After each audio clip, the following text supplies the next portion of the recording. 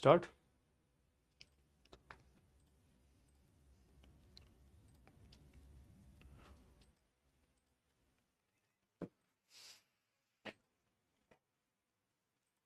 नमस्कार दोस्तों, क्या हाल चाल, कैसे हैं आप लोग। तो फटाफट से आ जाओ यार, और फटाफट से आके जल्दी से इस क्लास को फटाफट से ज्वाइन कर लीजिए। Good evening to all. क्या हाल चाल, सब मस्त तंदुरुस्त। आओ जल्दी से आओ, फटाफट से आओ। तो भाई कल जो मैंने चैप्टर एंड करवाया है, कुछ पढ़ाई वढ़ाई किया नहीं की कि सर कैसी बातें करते हो आप। चैप्टर तो सिर्फ आप ही पढ़ाते हो ना, हम तो पढ़ते ही नहीं है बिल्कुल भी। हमारा काम जो है सिर्फ ये है कि आना क्लास में बातें बातें करना, बस खत्म। उसके बाद हमारा कोई काम नहीं है। नोट्स तो मिल ही जाते हैं, जब एग्जाम आएंगे तब पढ़ लेंगे। हैं, ये सोचते हो ना तुम लोग। ठीक है, तो कमेंट्स लगा दो। तो फटाफट से आ जाओ यार, जल्दी से आके फटाफट से आके क्लास को जल्दी से ज्वाइन कर लीजिए। Hello, good evening to all. जल्दी से, सब मस्त है, तंदुरुस्त है। चलिए चलिए, आओ आओ जल्दी से आओ। राधे राधे बेटा, Ram Ram. Good evening, good evening, good evening. आ जाइए, फटाफट से आ जाइए, जल्दी से आ जाइए, और जल्दी से आके इस क्लास को फटाफट से ज्वाइन कर लीजिए। फटाफट से आके। गुड इवनिंग बेटा जी, good evening, good evening, good evening. चलिए, बहुत ही बढ़िया। रिफ्रेश क्यों नहीं हो रहा है।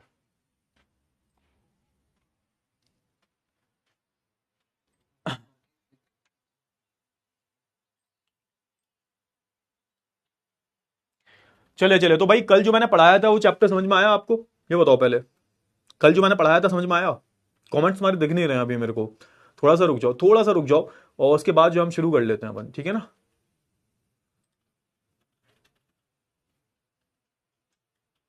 ठीक है, क्लियर हुआ। एक मिनट रुक जाओ, थोड़ा सा रुक जाओ।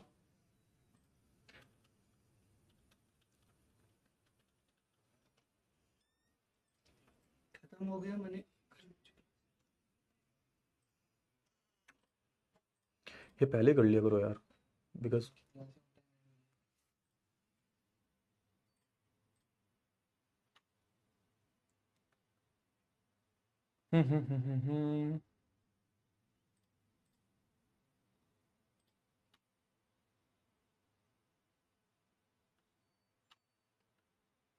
एक मिनट रुक जाओ बेटा, एक मिनट रुक जाओ, थोड़ी सी प्रॉब्लम आ रही है यहाँ पे। चलो ठीक है, ठीक है ना। अरे वाह, दिख रहे हैं, दिख रहे हैं, कमेंट्स दिख रहे हैं। ठीक है, चलिए चलिए, तो बहुत ही बढ़िया, बहुत ही बढ़िया। हाँ तो नाउ, हाँ, योर कमेंट्स इज विजिबल। ठीक है, ठीक है, हाँ बिल्कुल बिल्कुल, योर कमेंट्स आर विजिबल। दिख रहे हैं तुम्हारे कमेंट्स। अब बताओ, सब बढ़िया है, मस्त है। हाँ, कुछ अभी रिपीट नहीं किया। अबे पागल कहीं का, मैंने अभी कुछ नहीं पढ़ाया है। आज एक नया चैप्टर जो है शुरू करने जा रहे हैं। और आज जिनकी पहली क्लास है, जिन बच्चों ने नया नया बैच खरीदा है, पहली जिनकी क्लास है, या फिर आज पहली बार जो मेरी क्लास में आ रहा है, तो उसके लिए कोई दिक्कत वाली बात नहीं है, क्योंकि हम भूगोल का पहला जो चैप्टर है, बहुत ही प्यारा चैप्टर। देखो, भूगोल की मैं बात करूं तो मैं भूगोल का ही एक टीचर हूं, है ना। तो मेरे लिए पर्सनली ये सब्जेक्ट से एक अलग जुड़ाव है। मेरा फेवरेट सब्जेक्ट है भूगोल, ज्योग्राफी की अगर मैं बात करूं तो आज हम पहला जो चैप्टर ज्योग्राफी का, ध्यान से सुनो, ज्योग्राफी का पहला जो चैप्टर है, इस चैप्टर को जो है हम पढ़ने वाले हैं। और इस चैप्टर का नाम क्या है? भारत, आकार और स्थिति। क्या नाम है इसका? भारत, भारत, आकार और स्थिति। ठीक है ना।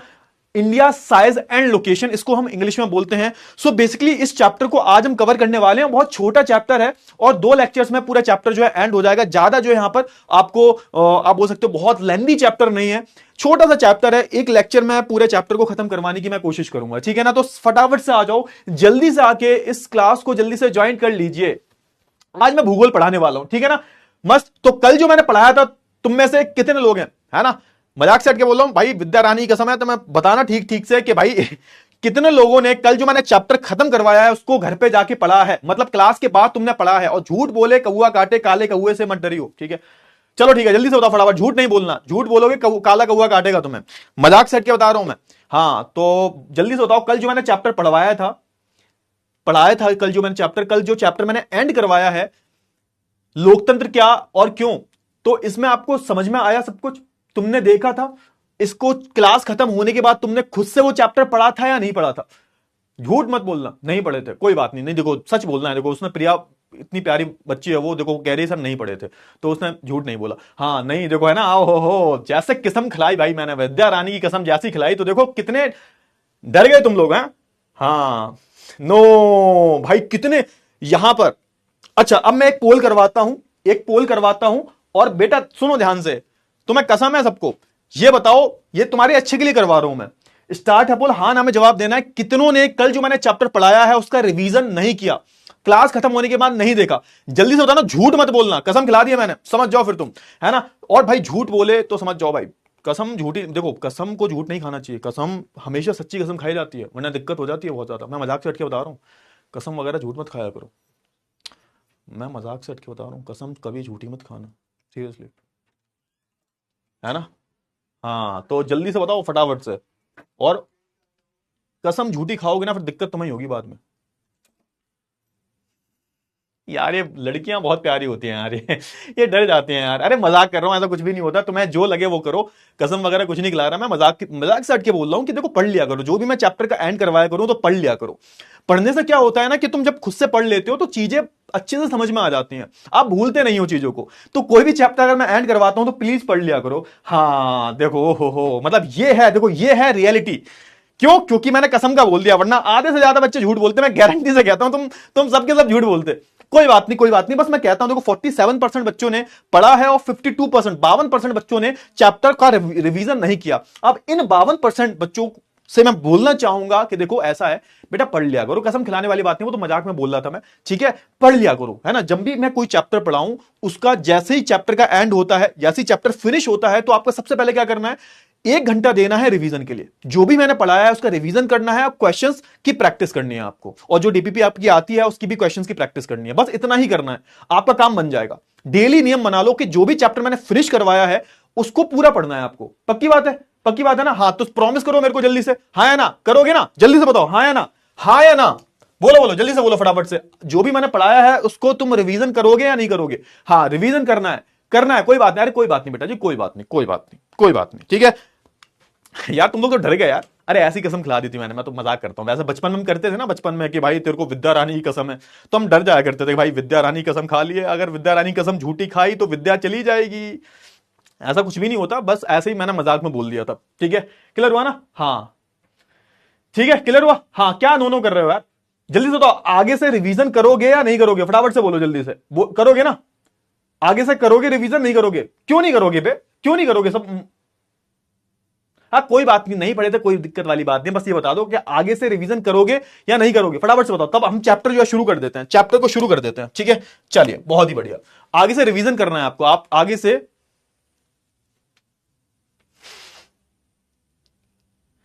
ठीक है ठीक है ठीक है, बहुत ही बढ़िया, कोई बात नहीं, कोई बात नहीं पढ़ा, अगले आगे से याद रखना, आगे से याद रखना। आगे से आपको एक नियम बना लेना है, जो भी चैप्टर एंड हो उसको क्या करना है, आपको रिवाइज करना है, सिंपल सी बात है। चलो अब एक नया चैप्टर शुरू कर लेते हैं, बहुत बातें हो गई। नया चैप्टर कौन सा हमारा? भारत, आकार और स्थिति, ठीक है। इस चैप्टर को हम शुरू करेंगे, सारे बच्चे हमें थम्स अप दे देंगे फटाफट से, सारे बच्चे थम्स अप दे देंगे, सारे बच्चे थम्स अप दो। भूल इसलिए गए तुमने रिवीजन नहीं किया, रिवीजन करोगे नहीं भूलोगे। सारे बच्चे मेरे को थम्स अप दो फटाफट से, और उसी के साथ हम क्या करते हैं, उसी के साथ हम अपने इस चैप्टर को जो है शुरू कर लेते हैं। क्लियर हुआ ना? हाँ चलो बहुत अच्छी बात है, बहुत ही अच्छी बात है। तो हम एक काम करते हैं, बहुत बढ़िया, बहुत ही बढ़िया। चलो तो एक चैप्टर को हम शुरू कर लेते हैं, चैप्टर का नाम क्या है? भारत, आकार और स्थिति, ठीक है सर, बहुत ही बढ़िया। अच्छा मैं हमेशा बोलता हूं कि जब भी कोई चैप्टर शुरू करो, आप कोई भी अध्याय शुरू करो, तो हमेशा किस पे जाओ? हमेशा उसके नाम पे जाओ, है ना। नाम में क्या लिखा हुआ है? नाम में हमारा भारत है। अब भाई भारत के हम वासी हैं, भारत हमारे देश का नाम है, ठीक है ना। तो भारत का तो मतलब समझाने की जरूरत है ही नहीं, क्यों? क्योंकि हम सब जो है इस भारत देश के ही नागरिक हैं, ठीक है सर। अब इस चैप्टर में हम क्योंकि भूगोल पढ़ रहे हैं, भूगोल में क्या पढ़ते हैं? भूगोल, हम अपने पृथ्वी के बारे में पढ़ते हैं। भूगोल का मतलब क्या होता है? भू मतलब हमारी पृथ्वी, है ना। और पृथ्वी के बारे में जब हम पढ़ते हैं उसको हम भूगोल बोल देते हैं, है ना। Description of earth is called geography. अब हम जब पृथ्वी के बारे में समझने की कोशिश करते हैं, पृथ्वी हमारी बहुत बड़ी है भाई, ठीक है ना। पृथ्वी की हम बात करें, पृथ्वी पे आपको क्या क्या देखने को मिलता है? आपको पहाड़ देखने को मिलते हैं, आपको बड़े बड़े, है ना, पेड़ देखने को मिलते हैं, झरने देखने को मिलते हैं, नदियां देखने को मिलती हैं, आपको हर एक चीज देखने को मिलती है। ना सिर्फ हमारी पृथ्वी पे, पृथ्वी के अंदर भी आपको बहुत सारी जो चीजें वो आपको देखने को मिलती हैं, ठीक है ना। सो हम किसके बारे में बात करेंगे इसमें? तो हम जो है ज्योग्राफी में अपने पृथ्वी को जानने की कोशिश करेंगे। अब क्योंकि पृथ्वी पर ही भारत है, हमारा भारत जो है हमारे कहां पर है? इस पृथ्वी पे ही आता है, इस अर्थ का ही पार्ट है हमारा भारत। भारत के बारे में बात करेंगे, भारत के, है ना, आकार के बारे में बात करेंगे, और भारत की हम स्थिति के बारे में बात करेंगे कि पूरे दुनिया में हमारा भारत कहां पर स्थित है। और पूरी दुनिया की अगर हम बात करें, हमारे भारत की हम बात करें, भारत की अगर मैं भारत की बात करूं, भारत की लोकेशन क्या है और भारत का आकार क्या है, इन सारी चीजों की बात करेंगे। इस चैप्टर में हम क्या बात करेंगे? अक्षांश और देशांतर रेखाओं के बारे में बात करेंगे। हम किसके बारे में बात करेंगे सर? हम भारत के पड़ोसी मुल्क के बारे में बात करेंगे। और किसके बारे में बात करेंगे? हम भारत के द्वीप समूहों के बारे में बात करेंगे। भारत के जो द्वीप समूह हैं, जो आइलैंड नेशन है, इनके बारे में बात करेंगे हम। और किसके बारे में बात करेंगे सर? हम अपनी यमुनोत्तर रेखा के बारे में बात करेंगे। मतलब कहने का यह है, भारत से संबंधित हर एक चीज के बारे में हम जो है इस चैप्टर में पढ़ने वाले हैं। बोलो हाँ या ना, जल्दी से बताओ फटाफट से। हाँ या ना, जल्दी से बताओ फटाफट से। सारे बच्चे मेरे को एक बार थम्स अप दे दो फटाफट से, और जल्दी से बताओ, फटाफट से बताओ कि इतनी चीजें क्लियर हुई या नहीं हुई। मतलब इस चैप्टर में क्या पढ़ने वाले हैं? तो सिंपल सी बात है, हम भारत के बारे में सब कुछ जानने वाले हैं। भारत के आकार के बारे में जानेंगे, भारत का आकार कितना बड़ा है, पूरी दुनिया में भारत की क्या स्थिति है, सिचुएशन, कहां सिचुएटेड है भारत, उसके बारे में हम बात करेंगे। और भी कई सारी चीजों के बारे में हम बात करने वाले हैं। तो यही चैप्टर है, बहुत छोटा सा चैप्टर है, और इसी चैप्टर को जो हम पढ़ने वाले हैं। क्लियर हुआ? तो चैप्टर का जो सार है, चैप्टर की जो आउटलाइन है, वो आपको बहुत अच्छे से जो है क्लियर हो गई होगी। ठीक है ना? आगे बढ़ते हैं और हम बात कर लेते हैं किसके बारे में? अब हम बात कर लेते हैं, अब हम बात कर लेते हैं अलग टॉपिक के बारे में। टॉपिक क्या है सर हमारा? टॉपिक क्या हमारा? टॉपिक क्या हमारा? तो टॉपिक है हमारा भारत, आकार और स्थिति। इसके बारे में थोड़ी सी बात करेंगे। अक्षांश रेखाएं कौन सी होती हैं, देशांतर रेखाएं कौन सी होती हैं, इनके बारे में बात करेंगे। आपने ये जो शब्द है पहली बार सुना होगा, अक्षांश रेखाएं और देशांतर रेखाएं, ये पहली बार आपने सुना होगा, कोई दिक्कत वाली बात नहीं है, पहली बार सुना है। इन दोनों में ऐसा कॉन्सेप्ट क्लियर करवाऊंगा कि जिंदगी में कभी नहीं बोलोगे कि अक्षांश रेखाएं कौन सी होती हैं और देशांतर रेखाएं कौन सी होती हैं। मतलब कॉन्सेप्ट जो है ना, एक बार में ही क्लियर हो जाएगा। कोई तुम्हें सोते हुए थप्पड़ कोई मारेगा ना और पूछे एकदम सोते हुए कि भाई बताओ अक्षांश रेखाएं क्या है, देशांतर रेखाएं क्या है, तो भी तुम बता दोगे, कोई दिक्कत वाली बात नहीं है। ठीक है सर? अच्छा, फिर हम बात करेंगे भारत की स्थिति क्या है। स्थिति मतलब दुनिया में भारत कहां पर आता है, ये हमारी पूरी दुनिया है मान के चलो, और इसमें भारत कहां पर आता है, किस जगह भारत आता है, उसके बारे में हम बात करेंगे। ठीक है सर, बहुत अच्छी बात है। फिर हम बात करेंगे किसके बारे में? यमुनोत्तर रेखा के बारे में बात करेंगे। क्या होती है यमुनोत्तर रेखा? यमुनोत्तर रेखा क्यों इतनी मायने रखती है हमारे भारत में, है ना? हमारे भारत का जो समय निर्धारित होता है, आप देखते हो ना, हमारे भारत का जो समय है वो कौन निर्धारित करता है? तो ये यमुनोत्तर रेखा ही निर्धारित करती है। तो इतने सारे जो टॉपिक्स हैं, इनके बारे में बात करेंगे। उसके बाद भारत का विश्व में क्या स्थान है, उसके बारे में बात करेंगे, है ना? सुएज नहर के बारे में हम बात करेंगे। और भी बहुत सारे जो टॉपिक्स हैं भारत के जो पड़ोसी देश हैं, क्योंकि हम भारत के बारे में बात कर रहे हैं, भारत की एक एक चीज के बारे में जो है इस चैप्टर में हम बात करने वाले हैं। हमारा भारत देश जो है इतना महान देश क्यों है, तो वो आपको आज पता लग जाएगा। भारत की जो भौगोलिक स्थिति जो है, भारत का जो आकार है, उसके बारे में हम जो है पूरे चैप्टर में पढ़ेंगे। तो आई होप आपको चैप्टर में हम क्या पढ़ने वाले हैं, पूरे चैप्टर में ये भी आपको बहुत अच्छे से जो है क्लियर हो गया होगा। पक्की बात है ना? चलिए, बहुत अच्छी बात है। ठीक है, आपकी अगर हम बात करें, सबसे पहले अगर हम बात करें टॉपिक की, अगर हम बात करें तो आप देखोगे पहला टॉपिक में थोड़ा सा इंट्रोडक्शन दिया गया है, थोड़ा सा चैप्टर के बारे में परिचय दिया गया है, जिसमें आपने भारत को बताया है ना, भारत के बारे में थोड़ी सी चीज बताई है। तो हम भारत की बात करें तो आप देखोगे ना, दुनिया के बहुत सारे ऐसे देश हैं जो नए देश हैं, बिल्कुल, है ना, बिल्कुल नए देश हैं, अभी भी बने हैं। जैसे पाकिस्तान की हम बात करें, है ना, हमारा बच्चा है पाकिस्तान, है ना, बच्चा है, बच्चा भाई हमारे भारत का ही हिस्सा हुआ करता था पाकिस्तान। बांग्लादेश की हम बात करें, ये भी एक बच्चा है। तो आप देखोगे कि ये सारे देश तो बहुत नए नए देश हैं। इजराइल की हम बात करें, ये भी बहुत नया देश है। लेकिन मैं भारत की बात करूं तो भारत अभी का देश नहीं है। भारत एक प्राचीन, है ना, सभ्यताओं में से एक है। भारत की सभ्यता दुनिया की प्राचीन सभ्यताओं में से एक है, प्राचीन सभ्यताओं में से एक है हमारे भारत की। आपको गर्व होना चाहिए भारत होने पे भाई। सोच के देखो, कितने देश आए, कितने देश बने, कितने देश उजड़ गए, कितने देश आपस में ही, है ना, डिवाइड हो गए भाई। लेकिन भारत एक क्या है? भारत एक, आप बोल सकते हो हमारे भारत जो है दुनिया की सबसे प्राचीन सभ्यताओं में से एक है। हड़प्पा सभ्यता की अगर हम बात करें, है ना, सिंधु नदी के पास जो सभ्यता उभरी थी, हड़प्पन सभ्यता की हम बात करें, तो ये दुनिया की one of the oldest civilization, एक दुनिया की सबसे पुरानी सभ्यताओं में से एक है। इसका भी जन्म भारत में ही हुआ था। खैर आज के टाइम पर वो पाकिस्तान में है, लेकिन आप बोल सकते हो पाकिस्तान भी तो भारत का ही हिस्सा था ना। तो आप बोल सकते हो भारत जो है दुनिया की प्राचीन सभ्यताओं में से एक है।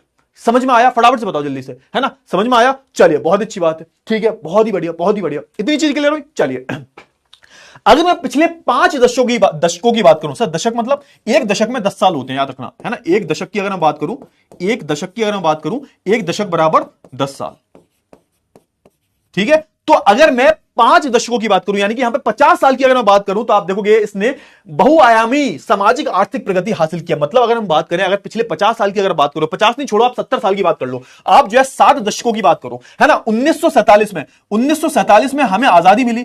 हमें जब आजादी मिली थी, अंग्रेजों ने जब हमें आजादी दी, तो आप देखोगे कि हमें जब आजादी मिली तो हम बिल्कुल गरीब थे, हम बिल्कुल लुट चुके थे, है ना। हमारी जो जीडीपी जो है, हमारी जो जीडीपी की हम बात करें, हम यहां फिर आप बोल सकते हो जो हमारी सकल घरेलू उत्पाद जो था, इसकी अगर हम बात करें, तो आप देखोगे हम दुनिया के सबसे गरीब देशों में आते थे। क्यों? क्योंकि अंग्रेज आए और अंग्रेज इस सोने की चिड़िया को लूट के चले गए। हमारे, अरे भाई हमारा देश जो था वो ऐसा ना सिर्फ आप बोल सकते हो कि है ना प्राचीन सभ्यताओं में से एक था, प्लस हमारा देश जो अमीर देशों में गिनती हुआ करती थी। आप सोच के देखो हमारे भारत देश की अगर हम बात करें तो पूरे विश्व का जो व्यापार है ना उसका 25 से 30% व्यापार भारत से हुआ करता था और 30 से 40% व्यापार चाइना से होता था।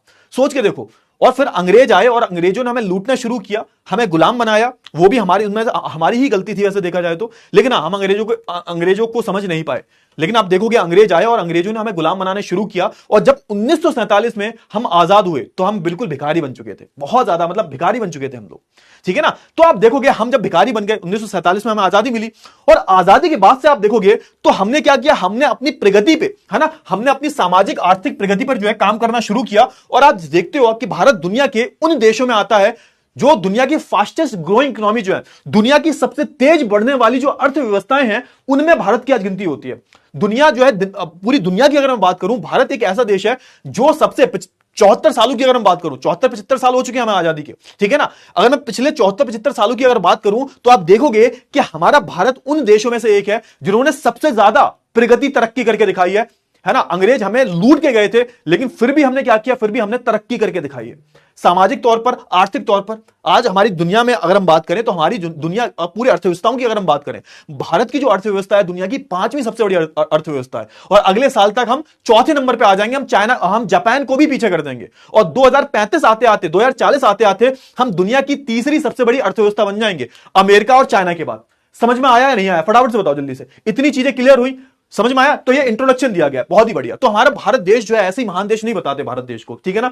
अच्छा, हमने, आप बोल सकते हो हमने कृषि की अगर हम बात करें, उद्योगों की बात करें, प्रौद्योगिकी की बात करें, ये क्या मतलब होता है सर? प्रौद्योगिकी मतलब तकनीक, तकनीक की बात करें। प्रौद्योगिकी का मतलब क्या होता है? तकनीक, है ना।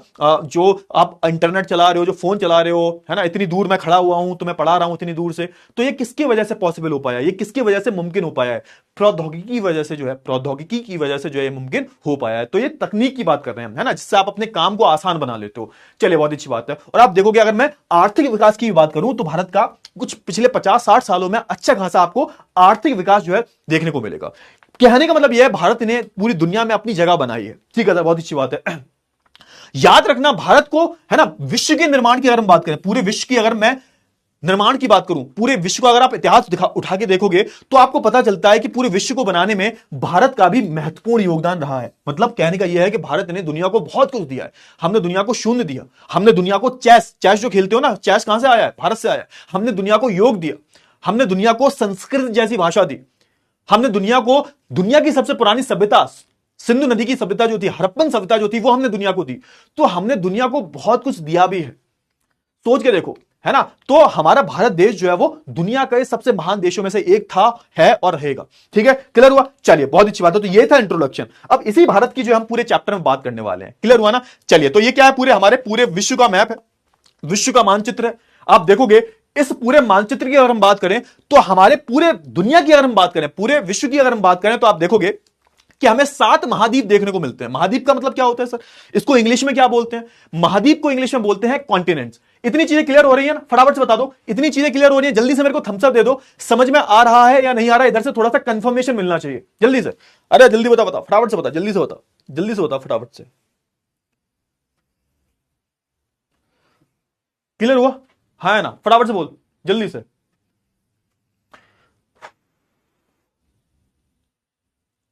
हाँ, वेरी गुड, बहुत ही बढ़िया, बहुत ही बढ़िया, ठीक है। अब देखो, ये पूरे विश्व का आपको क्या दे रखा है? पूरे विश्व का आपको मानचित्र दे रखा है, मैप दे रखा है।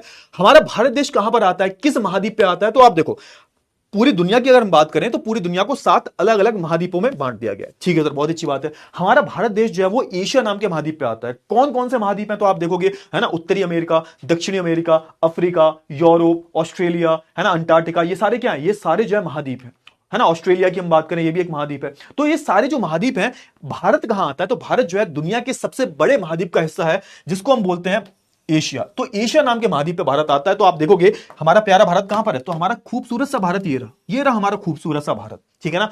अखंड भारत की अगर हम बात करें, वो तो खैर बहुत बड़ा अखंड भारत, लेकिन हाँ, ये हमारा भारत है, ठीक है सर, बहुत अच्छी बात है। अच्छा, ठीक है, आगे बढ़ते हैं। अब कुछ और चीजों के बारे में जान लेते हैं। अच्छा, अब हम 2 चीजों के बारे में बात करेंगे सर। किसके बारे में बात करेंगे? हम अक्षांश रेखाओं के बारे में बात करेंगे और हम देशांतर रेखाओं के बारे में बात करेंगे। क्या है अक्षांश रेखा, क्या है देशांतर रेखा? इतनी चीजें क्लियर हुई? मैं थोड़ा सा पानी पी लेता हूं, प्यास लग रही है मेरे को, ठीक है, थोड़ा सा मैं ठीक है, मैं थोड़ा सा पानी पी लेता हूं। चलिए,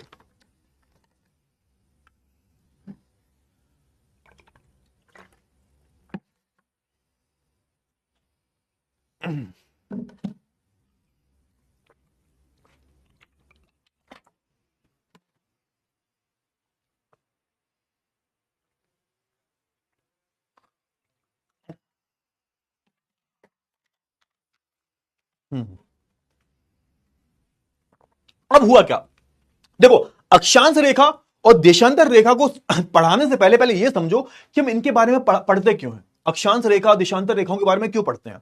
पहली बात तो क्या है, पहली बात तो यह है कि ये जो लाइनें हैं ये स्वप्नदर्शी लाइनें हैं। मतलब ऐसी अगर हम बात करें, स्वप्नदर्शी मतलब एक तरीके की इमेजिनेबल लाइन है।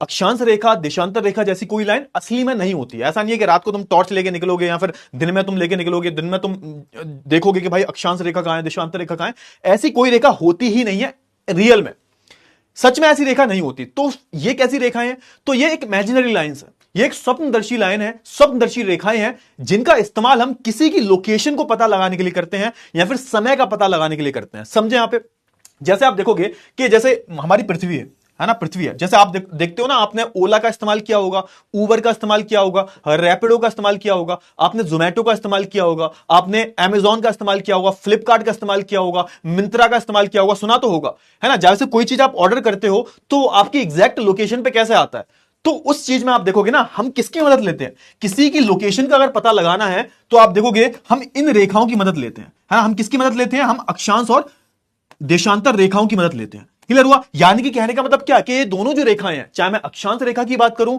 और चाहे मैं देशांतर रेखाओं की बात करूं, इनका इस्तेमाल हम क्यों करते हैं। तो पहली चीज आपको क्या याद रखनी है कि ये जो रेखाएं हैं ये सच में नहीं होती। ऐसा नहीं है कि कहीं तुम्हें लाइन खिंची हुई मिल जाएगी, है ना, कि भैया ये अक्षांश रेखा कहां पर है जरा दिखाना, अरे ये तो हमारे कानपुर के बगल में है अक्षांश रेखा, आओ देखो आके एक लंबी सी लाइन खिंची हुई है। नहीं, ये जो रेखा है, ये रेखा जो है आपको रियल में, असलियत में आपको नहीं मिलेगी।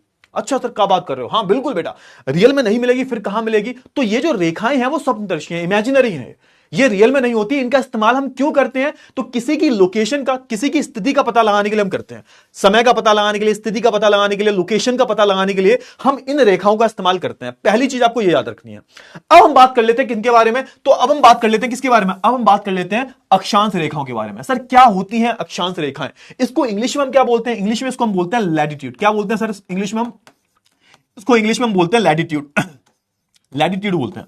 ठीक है सर, लैटिट्यूड का मतलब अक्षांश रेखा है। ठीक है सर, लैटिट्यूड कौन सी रेखाएं होती हैं, तो देखो लैटिट्यूड मतलब लेटी हुई, तभी मैं बोल रहा हूं, तभी इंग्लिश में आपको याद होना चाहिए, इंग्लिश में कंफ्यूज नहीं होंगे बच्चे। क्या करते हैं बच्चे, देशांतर और अक्षांश रेखाओं में कंफ्यूज हो जाते हैं, ठीक है ना। तो इंग्लिश में आपको याद रखना है, अक्षांश को हम बोलते हैं लैटिट्यूड। लैटिट्यूड मतलब लेटी हुई लाइन है ना। लैटिट्यूड का मतलब क्या है, आप देखोगे लैटिट्यूड का मतलब क्या है, लेटी हुई लाइन है। तो जो आपको लेटी हुई लाइनें दिख रही हैं हमारे पृथ्वी पे, जैसा आप देखोगे ना, ये ध्यान से देखो फटाफट से, ये हमारी लेटी हुई लाइन है, देखो ध्यान से, ये हमारी लेटी हुई लाइन है, ये हमारी लेटी हुई लाइन है। अब ये जो लेटी हुई लाइनें हैं इनको हम क्या बोल देते हैं, ये जो हमारी लेटी हुई लाइनें हैं इनको हम क्या बोल देते हैं, ये लेटी हुई लाइनें हमारी लैटिट्यूड कहलाती हैं और इसको हम अक्षांश रेखाएं बोलते हैं। मैंने इंग्लिश में क्यों याद करवाया, क्यों इंग्लिश में आपको थोड़ी सी आसानी रहेगी। लैटिट्यूड मतलब लेटी हुई लाइनें, एल लेटी, लेटी मतलब लेटी हुई लाइनें, लैटिट्यूड लेटी मतलब लेटी हुई लाइनें, समझ रहे हो ना। तो ये ट्रिक है, अक्षांश देशांतर में कंफ्यूजन हो तो इंग्लिश में पता कर लेना, अक्षांश को इंग्लिश में बोलते हैं लैटिट्यूड, लैटिट्यूड का मतलब होता है सर लेटी हुई लाइन है। ये देखो ये लेटी हुई लाइन है, ठीक है सर, बहुत अच्छी बात है। अच्छा, अगर ठीक इसका उल्टा मैं बोलूं, इसका उल्टा क्या होता है, तो उसका उल्टा होता है भाई हमारा, इसका उल्टा क्या होता है, इसका उल्टा होता है हमारे देशांतर रेखाएं। देशांतर रेखाएं कौन सी होती हैं, तो आप आओ ध्यान से देखो फटाफट से। देशांतर रेखाओं का मतलब होता है लंबी लंबी खड़ी खड़ी लाइनें। देशांतर को इंग्लिश में हम क्या बोलते हैं, इसको हम बोलते हैं लॉन्गिट्यूड, लॉन्गिट्यूड, है ना, मतलब लॉन्गिट्यूड मतलब जो खड़ी हुई लाइनें हैं, जैसे मैं खड़ा हूं ना, तो ऐसी जो लाइनें, खड़ी हुई लाइनें जो हैं, इसको हमने क्या बोल दिया, इसको हमने देशांतर रेखा बोल दिया। तो आप देखोगे तो ये रेखाएं कौन सी हैं, याद रखो, ये रेखाएं कौन सी हैं, ये रेखाएं कौन सी हैं, ये वाली रेखाएं जो है कौन सी हैं सर, ये जो खड़ी खड़ी रेखाएं हैं, लॉन्गिट्यूड, है ना, इसको हम बोल देते हैं देशांतर रेखाएं। इसको हम क्या बोल देते हैं सर, इसको हम बोल देते हैं देशांतर रेखाएं। कमेंट बाजी मत करो ज्यादा, वरना तो मैं देखो तो मैं ब्लॉक करवा दूंगा। मैं ध्यान से बहुत ही इंपॉर्टेंट कॉन्सेप्ट को समझा रहा हूं, प्लीज इस कॉन्सेप्ट को ध्यान रखो, क्योंकि एग्जाम में ऐसे क्वेश्चन पूछ ले जाते हैं। कंफ्यूज तो नहीं होगे। अक्षांश रेखाएं मतलब लेटी हुई लाइनें, है ना, इसको हम क्या बोलते हैं, इसको हम लैटिट्यूड बोलते हैं। अगर मैं बात करूं देशांतर रेखाओं की, इसको हम क्या बोलते हैं, इसको हम लॉन्गिट्यूड बोलते हैं। लॉन्गिट्यूड का मतलब क्या होता है, लंबी लंबी जो लाइनें होती हैं, लंबी लंबी जो लाइनें होती हैं, इनको हम क्या बोलते हैं, लॉन्ग लॉन्ग लॉन्गिट्यूड। इसको हिंदी में हम क्या बोलते हैं, देशांतर रेखाएं। तो अक्षांश रेखाएं और देशांतर रेखाओं का मतलब जो है वो आपको पता चल गया होगा। ट्रिक क्या है, लेटी हुई जो लाइनें हैं लैटिट्यूड मतलब अक्षांश रेखाएं, और लंबी लंबी जो लाइनें हैं लॉन्गिट्यूड, लंबी लंबी लॉन्ग लॉन्ग लॉन्गिट्यूड, ठीक है ना। इसको हिंदी में हम क्या बोलते हैं, इसको हिंदी में हम देशांतर रेखाएं बोलते हैं। क्यों इन रेखाओं का इस्तेमाल किया जाता है, फिर से मैं बताऊंगा। इन रेखाओं का इस्तेमाल समय का या स्थिति का पता लगाने के लिए किया जाता है ना। जब तुम यूज करते हो, है ना, तुम कोई भी कुछ भी ऑर्डर करते हो तो तुम्हारी लोकेशन पे वो कैसे आ जाता है। तुम फ्लिपकार्ट से तुमने घड़ी ऑर्डर की, तुमने मिंत्रा से कपड़े ऑर्डर किए, तुमने जोमेटो से खाना ऑर्डर किया, तो वो तुम्हारे घर तक कैसे पहुंचता है भाई, तो तुम्हारी जो लोकेशन है वो ऑन होती है ना। तो आप देखोगे यहां पर हम किसकी मदद लेते हैं, यहां पर हम इन रेखाओं की मदद लेते हैं। इन रेखाओं की मदद से आप देखोगे, है ना, इन रेखाओं की मदद से आप देखोगे कि हम किसी की स्थिति का जो है पता लगा लेते हैं। ठीक है ना, क्लियर हुआ या नहीं हुआ, फटाफट से बताओ, जल्दी से बताओ, फटाफट से। क्लियर हुआ, क्लियर हुआ, हाँ है ना, फटाफट से बताओ जल्दी से, हाँ है ना, क्लियर हुआ, हाँ बहुत बढ़िया। तो इतनी चीजें आपको समझ में आ गई होंगी, इतनी चीजें क्लियर हो गई हैं, इतनी चीजें क्लियर हो गई हैं, इतनी चीजें क्लियर हुई। चलिए बहुत अच्छी बात है, एक काम करते हैं, पोल करवा लेते हैं, क्योंकि कॉन्सेप्ट बहुत जरूरी है, आगे इसी कॉन्सेप्ट से रिलेटेड और चीजें आने वाली हैं। तो सबसे पहले मेरे को हाँ ना में जवाब दो कि ये आपको क्लियर हुआ या नहीं हुआ, फटाफट से बताओ ये चीजें समझ में आई या नहीं आई। और जिसने झूठ बोला तो समझ जाओ फिर जल्दी से करो।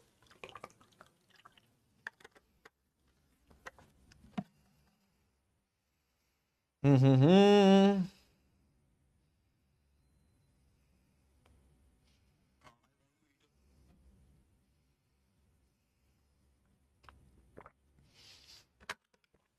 चलिए बहुत बढ़िया, समय हो रहा है, समय हो रहा है, फटाफट से बताओ।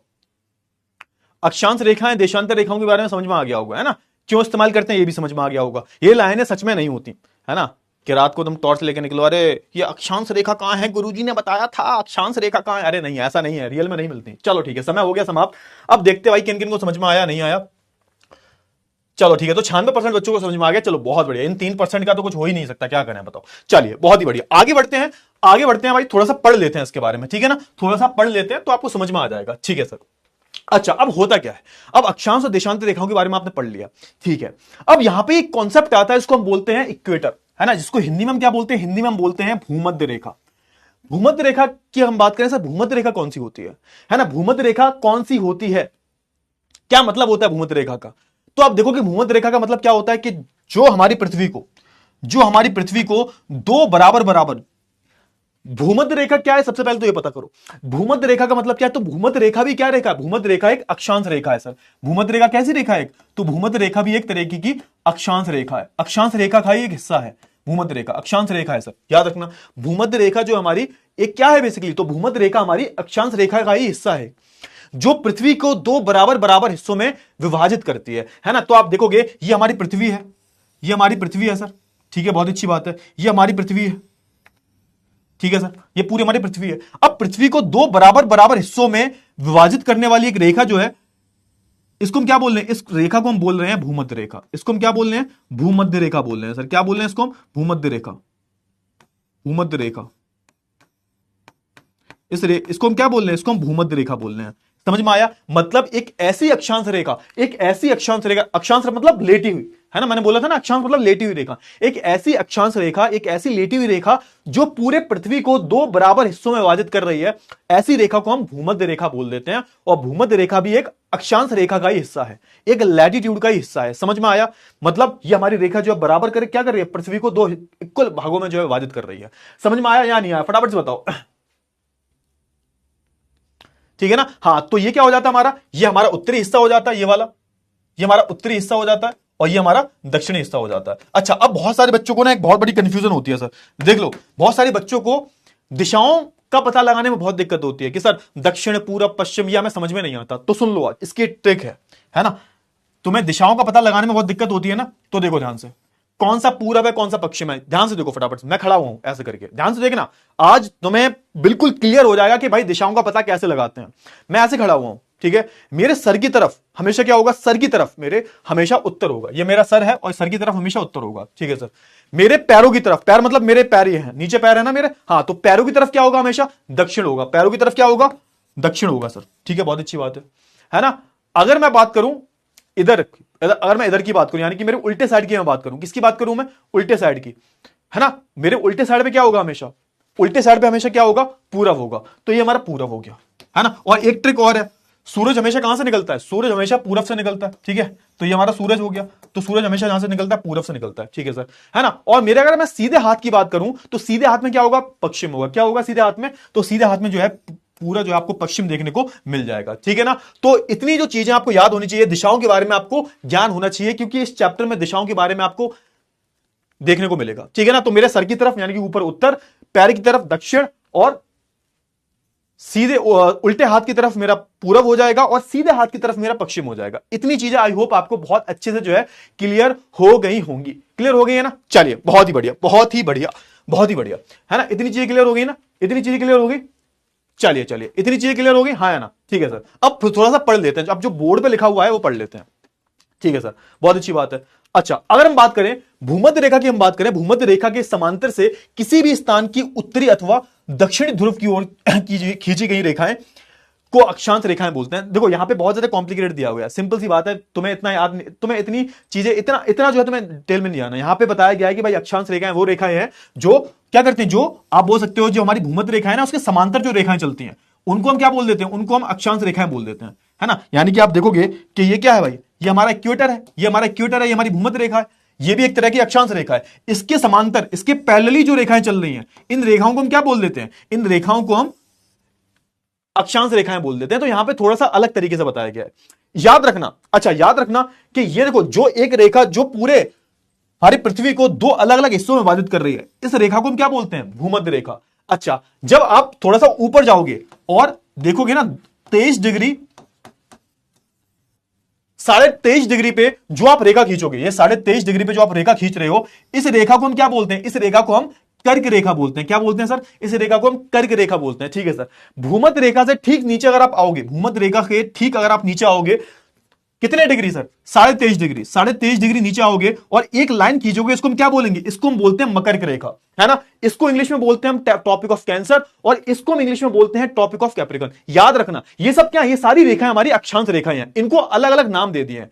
एक ऐसी रेखा जो पृथ्वी को दो बराबर बराबर हिस्सों में विभाजित कर रही है, इसको हम बोलते हैं भूमध्य रेखा। एक ऐसी रेखा जो है ना, जो भूमध्य रेखा के ठीक 23 डिग्री ऊपर है, ऊपर मतलब उत्तर की तरफ, है ना। उत्तर समझो मैंने क्या बोला? उत्तर मतलब मेरे सर वाला हिस्सा। तो उत्तर की तरफ, ऊपर उत्तर की तरफ अगर 23.5 डिग्री पे हम रेखा खींच देते हैं, इसको हम कर्क रेखा बोलते हैं। अगर हम हमारा जो भूमध्य रेखा है इससे, है ना, 23.5 डिग्री दक्षिण की तरफ यानी कि नीचे की तरफ, मेरे पैर की तरफ एक रेखा खींच देते हैं 23.5 डिग्री पे, इसको हम क्या बोलते हैं? इसको हम मकर की रेखा बोलते हैं, है ना। इतनी चीजें आपको पता होनी चाहिए, है ना, है ना। और इस पूरे इलाके को हम क्या बोलते हैं? इस पूरे इलाके को हम क्या बोलते हैं? है ना, इस पूरे इलाके को हम बोलते हैं उष्णकटिबंधीय, यानी कि इसको हम ट्रॉपिकल रीजन बोलते हैं। क्या बोलते हैं हम? इसको हम ट्रॉपिकल रीजन बोलते हैं। मतलब इतना आपको डिटेल में नहीं जाना, खैर आपकी बुक में नहीं दे रखा, लेकिन इतना आपको पता होना चाहिए कौन कौन सी रेखाएं हैं, है ना। ये हमारा क्या सर? ये हमारी कर्क रेखा है। कहां कर्क रेखा कहां होती है? याद रखना, कर्क रेखा हमारी हमारी कहां होती है? तो हमारी भूमध्य रेखा के ठीक ऊपर, उत्तरी भाग में, ठीक ऊपर, है ना, मेरे सर की तरफ ठीक ऊपर, कितने डिग्री पे? 23.5 डिग्री पे। और नीचे अगर मैं जाऊंगा, दक्षिण भाग में जाऊंगा, तो इसको मकर की रेखा बोलते हैं, टॉपिक ऑफ कैप्रिकॉर्न बोलते हैं, ठीक है ना। क्लियर हुआ? हाँ है ना। फटाफट से बताओ, जल्दी से बताओ, फटाफट से। इतनी चीजें क्लियर हुई? इतनी चीजें क्लियर हुई? इतनी चीजें क्लियर हुई? हाँ, फिर इतने ही आपको याद रखना है। देखो इतना ही आपको याद रखना है, बाकी आपको ज्यादा एडवांस में नहीं पढ़ना, ठीक है। इतना ही आप याद रखो बस, बहुत है, बहुत है ना। इतने याद रखो आप, ठीक है ना। चलिए, तो बहुत अच्छी बात है, बहुत ही अच्छी बात है, बहुत ही अच्छी बात है। और फिर ये हमारा उत्तरी ध्रुव हो जाता है, ये हमारी उत्तरी ध्रुव हो जाता है, और ये हमारा दक्षिणी ध्रुव है। ये रेखा कौन सी है? तो ये अक्षांश रेखा हमारा उत्तरी ध्रुव है, ये हमारा दक्षिणी ध्रुव है, ठीक है ना। तो याद रखो, अब थोड़ा सा मेरे साथ में रिपीट करो कि जो पृथ्वी को दो बराबर हिस्सों में विभाजित करता है, उसको हम क्या बोलते थे? उसको भूमध्य रेखा बोलते हैं। 23.5 डिग्री ऊपर जाएंगे तो कर्क रेखा, 23.5 डिग्री नीचे जाएंगे तो मकर की रेखा, ठीक है सर। फिर हम क्या करते हैं? फिर हम जब आप देखोगे, जब हम 66 यहां से हम थोड़ा सा ऊपर जाएंगे उत्तर की तरफ, कितने डिग्री? 66.5 डिग्री, तो इसको हम क्या बोलेंगे? इसको हम बोलेंगे, है ना, उत्तरी ध्रुव रेखा। और अगर हम 66.5 डिग्री नीचे जाएंगे, दक्षिण की तरफ जाएंगे, तो इसको हम क्या बोलेंगे? इसको हम बोलेंगे दक्षिणी ध्रुव, है ना, दक्षिणी ध्रुव, ठीक है ना। क्लियर हुआ? हाँ है ना। फटाफट से बताओ, इतनी चीजें क्लियर हुई? इतनी चीजें क्लियर हुई? हाँ, तो आई होप आपको इतनी सारी जो चीजें हैं बहुत अच्छे से क्लियर हो गई होंगी। इनके नाम याद कर लेना, दो के नाम तो पता होने चाहिए आपको, एक तो कर्क रेखा, मकर की रेखा। इतने कॉन्सेप्ट क्लियर हो गए, बस अब कुछ नहीं है इस चैप्टर में। अब आप समझ गए ना कर्क रेखा, मकर की रेखा, समझ गए? चलो बहुत ही बढ़िया। तो बस आपको यही यहां पर पढ़ना है। आपने अक्षांश रेखा के बारे में पढ़ लिया, लेटी हुई रेखाएं जो है अक्षांश रेखाएं होती हैं।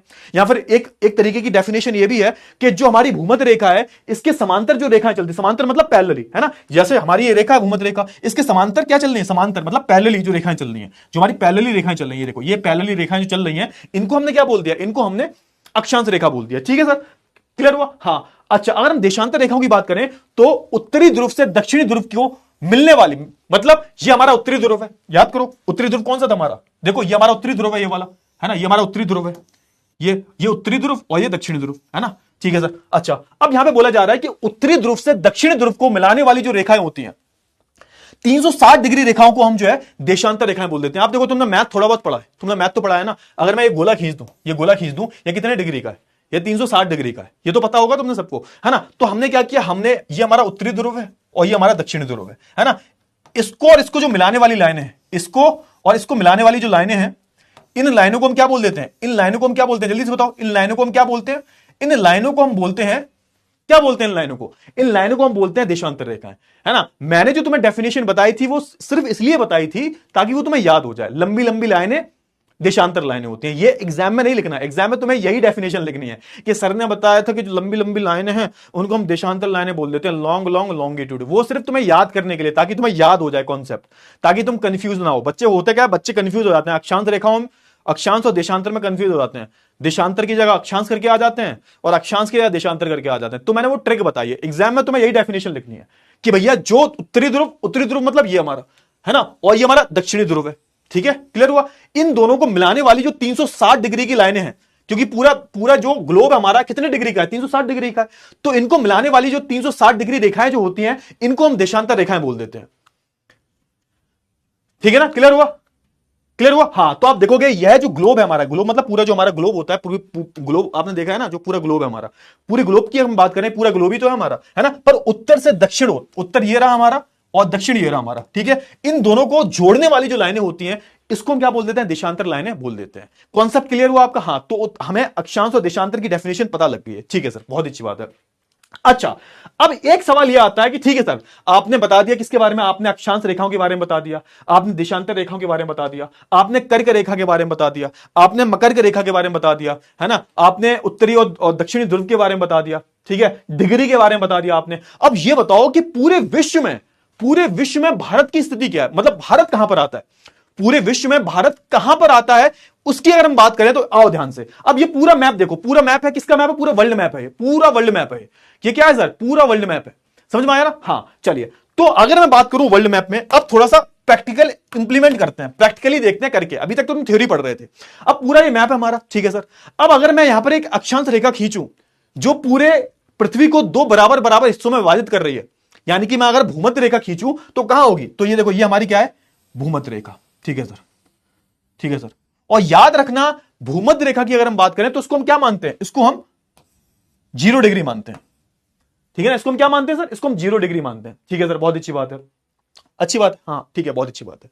अच्छा, अब इससे 23.5 डिग्री आप ऊपर जाओगे, 23.5 डिग्री, तो ये जो लाइन खींची गई है, ये जो अक्षांश लाइन देख रहे हो आप, इसको हम क्या बोलते हैं? इसको हम कर्क रेखा बोलते हैं। नीचे जाओगे थोड़ा सा 23 डिग्री दक्षिण की तरफ, इसको हम क्या बोलेंगे? इसको हम मकर की रेखा बोलेंगे। ये कॉन्सेप्ट क्लियर हो गए तुम्हारे? ये कॉन्सेप्ट मैंने बता दिए। ठीक है सर, अगर मैं तुमसे बोलूं, है ना, अगर मैं तुमसे बोलूं कि भारत की स्थिति क्या है, अच्छा, अगर ये वाली लाइन मैं खींच दूं, ये वाली, ये देखो, ये वाली क्या है? ये मैंने लाइन खींच दी है, इसको हम क्या बोलते हैं? इसको हम मेरिडियन लाइन बोलते हैं, है ना? इसको हम क्या बोलते हैं? इसको हम मेरिडियन बोलते हैं। ठीक है सर, ये 0 डिग्री है। ये क्या कर रही है? ये भी अलग अलग हिस्सों में पूरी पृथ्वी को विभाजित कर रही है। ये अलग हिस्सा हो गया, ये अलग हिस्सा हो गया। ठीक है सर, है ना? ये हमारी क्या है? देशांतर रेखा है। ठीक है सर, भारत की स्थिति कहां है? भारत आपको कहां दिख रहा है? तो हमारा प्यारा भारत आपको ये दिख रहा है, हमारा प्यारा भारत पूरा आपको ये दिख रहा है। ठीक है ना? क्लियर हुआ? ये दिख रहा है ना? ठीक है। अब ध्यान से सुनो, अब ध्यान से सुनो, अब ध्यान से सुनो। अगर कोई तुमसे पूछे बेटा जी कि भारत की स्थिति क्या है, पूरी दुनिया में भारत कहां पर आता है, तुम क्या बताओगे? तो देखो, ये हमारा क्या है? ये हमारा क्या है? ये हमारा इक्वेटर है, ये हमारी भूमध्य रेखा है। ठीक है सर, ये हमारा क्या है? ये हमारा मेरिडियन है, जो पूरी पृथ्वी को दो अलग अलग, है ना, पूर्व और पश्चिम में विभाजित कर रहा है। ठीक है, बहुत अच्छी बात है। भारत कहां पर है? तो भारत तुम्हें यहां पर मिलेगा। देखो, ये रहा भारत, ये रहा हमारा प्यारा भारत। अब मैं तुमसे पूछता हूं, देखो अब ध्यान से देखो, उत्तर ये रहा, है ना, दक्षिण ये रहा, पूर्व ये रहा, है ना, और पश्चिम ये रहा, पश्चिम ये रहा। ठीक है, अब तुम बताओ मेरे को, तुम कमेंट सेक्शन में बताओ मेरे को कि भारत आपको कहां देखने को मिलता है, भारत आपको कहां देखने को मिलता है, कहां देखने को मिलता है, कहां, मैं पूछ रहा हूं तुमसे, उत्तरी पश्चिम में देखने को मिलता है तुम्हें भारत, है ना, दक्षिणी पश्चिम में देखने को मिलता है आपको, या फिर दक्षिणी पूर्व में देखने को मिलता है, या फिर उत्तर पश्चिम में आपको जो भारत देखने को मिलता है? क्या है भारत की लोकेशन, स्थिति क्या है भारत की, बताइए जल्दी से। भारत आपको कहां देखने को मिलता है? ये हमारा भारत है, अगर नहीं दिख रहा तो देखो ये मैं बना देता हूं भारत की, भारत को बना देता हूं, ये देखो ध्यान से देखो फटाफट से, ये हमारा भारत है ना, ये हमारा भारत है, ठीक है, ये हमारा भारत है। अब भारत आपको कहां देखने को मिल रहा है, पूरे भारत की जो लोकेशन है वो आपको कहां देखने को मिल रही है? बातें मत करो, मेरे सवाल का आंसर दो जल्दी से। हाँ बहुत ही बढ़िया, बहुत ही बढ़िया, अरे वाह, बहुत ही पढ़ने वाले बच्चे हो, दिल खुश हो जाता है यार तुम, है ना, बच्चे काफी इंटेलिजेंट आए हैं, मजा आ गया, मतलब वेरी गुड, जप्पी दे दो तुम्हें। चलिए, तो ज्यादातर बच्चे बिल्कुल सही बता रहे हैं। तो भारत की स्थिति कहां है? तो बेटा भारत कहां पर आ रहा है? भारत आ रहा है हमारा उत्तरी पश्चिमी गोलार्ध में। गोलार्ध का मतलब क्या होता है? इसको हम बोलते हैं हेमिस्फीयर, है ना, ये पूरा स्फीयर हो गया, ठीक है ना। इसको अगर आप आधा काट दोगे तो क्या बन जाएगा? हेमिस्फीयर बन जाएगा, यानी कि इसको हम बोलते हैं हिंदी में गोलार्ध। तो भारत कहां आता है? तो अगर तुमने बीच में एक इक्वेटर खींच दिया, एक तुमने बीच में भूमध्य रेखा खींच दी, तो ये वाला हिस्सा अलग हो गया और ये वाला हिस्सा अलग हो गया। तो ये क्या बन जाएगा? अगर इसको थोड़ा सा अलग कर दूं, मैं ये पूरे हिस्से को अगर मैं अलग कर दूं तो ये ऐसा बन जाएगा ना कुछ, ये क्या बन जाएगा? ये एक गोलार्ध बन जाएगा ऐसा करके, है ना। और भारत कहां पर आ रहा है? तो भारत करीबन यहां पर आ रहा है कहीं, भारत यहां पर आ रहा है कहीं, है ना। तो आप बोल सकते हो भारत कहां आ रहा है? भारत इधर आ रहा है। और ये क्या है भाई हमारा? ये क्या है हमारा? तो ये हमारा उत्तरी पूर्व गोलार्ध है। क्या है सर हमारा? ये उत्तरी गोलार्ध में आ रहा है भारत, उत्तरी गोलार्ध, या फिर आप बोल सकते हो उत्तरी पूर्वी गोलार्ध, गलत नहीं होगा, उत्तरी पूर्वी गोलार्ध, ये भी लिख सकते हो, कोई दिक्कत वाली बात नहीं है। उत्तरी पूर्वी गोलार्ध, है ना, ये भी लिख सकते हो, कोई दिक्कत वाली बात नहीं है। चमका या नहीं चमका, ये जो कॉन्सेप्ट है क्लियर हुआ? एक बारी मेरे को बता दो जल्दी से फटाफट से यार, है ना, क्योंकि कॉन्सेप्ट बहुत जरूरी है। समझ में आया? भारत की स्थिति जो है पूरी दुनिया की अगर हम बात करें तो उत्तरी पूर्वी गोलार्ध में आती है। ये पूरा क्लियर हुआ या नहीं हुआ? फटाफट से बताओ। बड़ी बहुत ही प्यारा चैप्टर है, आज कोशिश करूंगा खत्म करवा दूं, अदरवाइज कल तो कंप्लीट हो ही जाएगा, कोई दिक्कत वाली बात नहीं। अरे तुम चिल करो भाई, देख मैं हूं ना, तो तेरे को चिंता करने की कोई जरूरत नहीं है। मैं देखो सामाजिक विज्ञान की मैं अपनी गारंटी लेता हूं, ठीक है ना। तो चिंता मत कर, तू चिंता मत कर, तू बस सवाल का जवाब दे, है ना। समझ में आया ये जो कॉन्सेप्ट मैंने बताया है? समझ में आया नहीं आया? ठीक है, हाँ, ज्यादा कुछ एडवांस में पढ़ने की तेरे को जरूरत है नहीं, जितना मैं बता रहा हूं तू उतना पढ़ता चल, ठीक है, मजा आ जाएगा। चमक गया? अरे वाह मेरे शेर, वाह मेरे शेर, मैं भाई साहब गर्दा उड़ा दिया तुम तो। काफी प्यारा बच्चा आया नीव का इस बारी, मतलब सब तारीफ करते, खाली मैं तारीफ नहीं करता, कमल सर से बात की थी मैंने, वो भी तारीफ कर रहे थे, है ना। आकाश सर से बात हुई थी, वो कह रहे नीव का बच्चा बहुत प्यारा बच्चा, बहुत ही इंटेलिजेंट बच्चा है, तो सुन के खुशी मिली मेरे को, वेरी गुड, है ना। चले ठीक है, तो देखते हैं रिजल्ट। ओहो हो 96, बहुत बढ़िया, बहुत ही बढ़िया। चलो मैं मान के चल रहा हूं ज्यादातर बच्चों को समझ में आ गया है। चलिए इतना कॉन्सेप्ट क्लियर हुआ, एक एक करके धीरे धीरे पढ़ेंगे, एक कॉन्सेप्ट क्लियर करेंगे उसके बाद ही आगे बढ़ेंगे, क्योंकि मुझे पता है चैप्टर में बच्चों को थोड़ा सा कंफ्यूजन होता है। चलिए अब चलो ठीक है, अब हम एक नए कॉन्सेप्ट की बात करते हैं। अब तक तो हमने लोकेशन वाइज देख लिया कि अब तक तो हमने जो दिशाएं होती हैं, दिशाओं का पता लगा लिया कि भारत जो है कहां पर आता है, तो भारत जो है उत्तरी पूर्वी गोलार्ध में आता है। लेकिन अगर मैं बोलूं भारत की स्थिति अक्षांश और देशांतर रेखाओं में कहां पर है, भारत कौन सी डिग्री पे आता है, तो तुम अब क्या बोलोगे? अब तक देखो, अब तक हमने क्या किया? अब तक हमने भारत की स्थिति का पता लगाया, लेकिन हमने दिशा का पता लगाया था। अगर कोई पूछे भारत किस दिशा में है, तो आप बोलोगे भारत जो है उत्तरी पूर्वी दिशा में आता है ना। लेकिन अगर मैं बोलूं कि भारत कितनी डिग्री पे है, और समझ लेना कि जब डिग्री की बात हो रही होती है, जब डिग्री की बात हो रही होती है, तो डिग्री का मतलब क्या होता है? यहां पे अक्षांश और देशांतर रेखाओं की बात हो रही है, तो भारत कितनी डिग्री पे आता है, अगर ये कोई पूछे तो तुम क्या जवाब दोगे? तो अब सुनो यहां पे, है ना, भारत कितनी डिग्री पे है, ये सुनो, ध्यान से सुनो बात, ध्यान से सुनना फटाफट से, है ना। अब देखो ध्यान से, ध्यान सुनो फटाफट से, देखो ये थोड़ा सा इरेज कर रहा हूं, मैं थोड़ा सा इरेज कर रहा हूं, देखना, ध्यान से देखना फटाफट से। हाँ चलो ठीक है, ठीक है, क्लियर हुआ? हाँ चलो ठीक है, अब तुम्हें अच्छे से समझ में आएगा, ध्यान से देखना फटाफट से, तुम्हें अच्छे से समझ में आएगा, ध्यान से देखो बहुत बढ़िया तरीके से। अब तक मैंने क्या बोला कि अब तक मैंने सिर्फ दिशाओं के बारे में बताया था, लेकिन अब मैं डिग्रियों के बारे में पूछूं तो तुम क्या जवाब दोगे? अब ध्यान से देखो फटाफट से, ये क्या भाई हमारा? ये हमारा इक्वेटर है, और याद रखना इक्वेटर को हम क्या मानते हैं? इक्वेटर को हम मानते हैं हमेशा 0 डिग्री, 0 डिग्री, ठीक है ना। आप 0 डिग्री से ऊपर जाओगे तो ये क्या हो जाता है हमारा? ये 90 डिग्री हो जाएगा हमारा, है ना। नीचे जाओगे तो ये 90 डिग्री हो जाएगा हमारा, ठीक है ना। तो ऐसा कैसे होता है? जैसे 0 डिग्री हो गया, है ना, फिर आप देखोगे ये क्या हो गया हमारा? 1 डिग्री, फिर 2 डिग्री, 3 डिग्री, तो ऐसे करके ऊपर तक आप जाओगे ना, तो यहां तक उत्तरी ध्रुव तक आते आते 90 डिग्री यहां पे हो जाता है। फिर 0 से नीचे आप चलोगे तो यहां तक आते आते 90 डिग्री, है ना। तो ये टोटल कितना हो जाता है? 180 डिग्री हो जाता है, ठीक है ना। बाकी अगर आप ऐसे बात करोगे, आप देशांतर की बात करोगे, ये वाली, है ना, तो ये कितनी लाइन है? क्योंकि पूरा ग्लोब की अगर हम बात करें वो 360 डिग्री का है, तो ये कितनी लाइनें होती हैं? तो हमारी ये 360 लाइनें होती हैं। इतना याद रखो, आपकी बुक में नहीं दे रखा बट आपको पता होना चाहिए।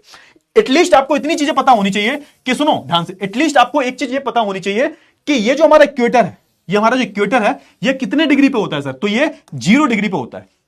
इतनी पता चली? हाँ, तो इक्वेटर को हम 0 डिग्री मानते हैं हमेशा, बेस लेके चलते हैं हम, ठीक है ना? क्लियर हुआ? हाँ, बहुत अच्छी बात है। ठीक है, अगर मैं आपको बोलूं कि हमारा भारत की क्या डिग्रियां हैं, कितनी डिग्री पे है, कितनी डिग्री अक्षांश और कितनी डिग्री देशांतर रेखाओं पे है, तो आप क्या बोलोगे? अब यहां पर बच्चों को मैक्सिमम कंफ्यूजन होता है, तो ध्यान से सुनना, ठीक है? यानी कि मैं बात करूं, ध्यान से देखो फटाफट से, यानी कि मैं बात करूं, ध्यान से देखना फटाफट से, अभी समझ में आ जाएगा कि भारत की डिग्री वाइज अक्षांश और देशांतर की अगर हम बात करें तो भारत की कौन सी स्थिति है, कितनी डिग्री पे आता है। तो आप ध्यान से देखो फटाफट से, ध्यान से देखना फटाफट से। ये देखो, ये क्या हो गया हमारा? एक हमारी अक्षांश रेखा होगी, लेटी हुई रेखा, ठीक है सर, है ना? ये हमारी दूसरी होगी लेटी हुई रेखा, समझ रहे हो ना? समझ रहे हो? तो ये क्या है हमारी? ये अब ये जो पूरी अक्षांश रेखा है हमारी, ये पूरी जो हमारी अक्षांश रेखा है, ये कितनी डिग्री पे जा रही है? ये कितनी डिग्री पे जा रही है? पहला सवाल ही हो गया। और ये वाली जो अक्षांश रेखा है हमारी, ये वाली जो अक्षांश रेखा है, ये वाली ध्यान से देखो फटाफट से, है ना? ये कितने डिग्री पे जा रही है? ये जो है कितने डिग्री पे जा रही है? ठीक है ना? क्लियर हुआ? पहली चीज हो गई, ये अक्षांश रेखा हो गया। अब बात कर लेते हैं देशांतर रेखा। देशांतर रेखा कहां से शुरू होगी? तो यहां से, ये हमारी देशांतर रेखा है, ये वाली और ये वाली। अब आपको यही पता लगाना है कि ये कौन सी डिग्री पे, मतलब ये कौन सी डिग्री पे है और ये कौन सी डिग्री पे है ना? इनका जो बीच का गैप है वही क्या होता है? वही हमारी डिग्रियां बताएगा। समझ रहे हो ना? बोल क्या रहा हूं मैं? एक हमने लाइन यहां देखो, यहां इंडिया कहां से शुरू हो रहा है? इंडिया अगर मैं बात करूं, अगर मैं अक्षांश रेखाओं की बात करूं तो यहां से शुरू हो रहा है इंडिया। हमारा जो है ना कश्मीर है, लद्दाख जो यहां से शुरू हो रहा है ना? ठीक नीचे जाओगे आप तो यहां तक आता है इंडिया, यानी कि हमारा जो तमिलनाडु, हमारे कन्याकुमारी जो यहां तक है। ये हम किसकी बात कर रहे हैं सर? ये हम अक्षांश रेखाओं की बात कर रहे हैं। अगर देशांतर रेखाओं की बात करें तो गुजरात से लेके आप देखोगे पूरा अरुणाचल प्रदेश तक, ठीक है? अब ये सर किस डिग्री के बीच में आता है? तो ये हमें पता करना है। ये आ सकता है कि बताओ कि भारत जो है कौन सी अक्षांश रेखाओं के बीच का, कौन सी अक्षांश रेखाएं जो भारत में आती हैं, कौन सी अक्षांश रेखाएं? तो सुनो यहां से कि भारत की अगर मैं बात करूं, अब तुम्हें समझ में आ जाएगा, अब तुम्हें अच्छे से समझ में आ जाएगा, ठीक है? क्लियर हुआ ना? तो यानी कि हम किसकी बात कर रहे हैं?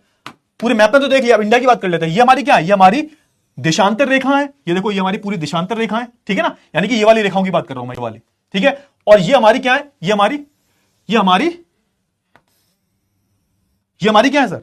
तो ये हमारी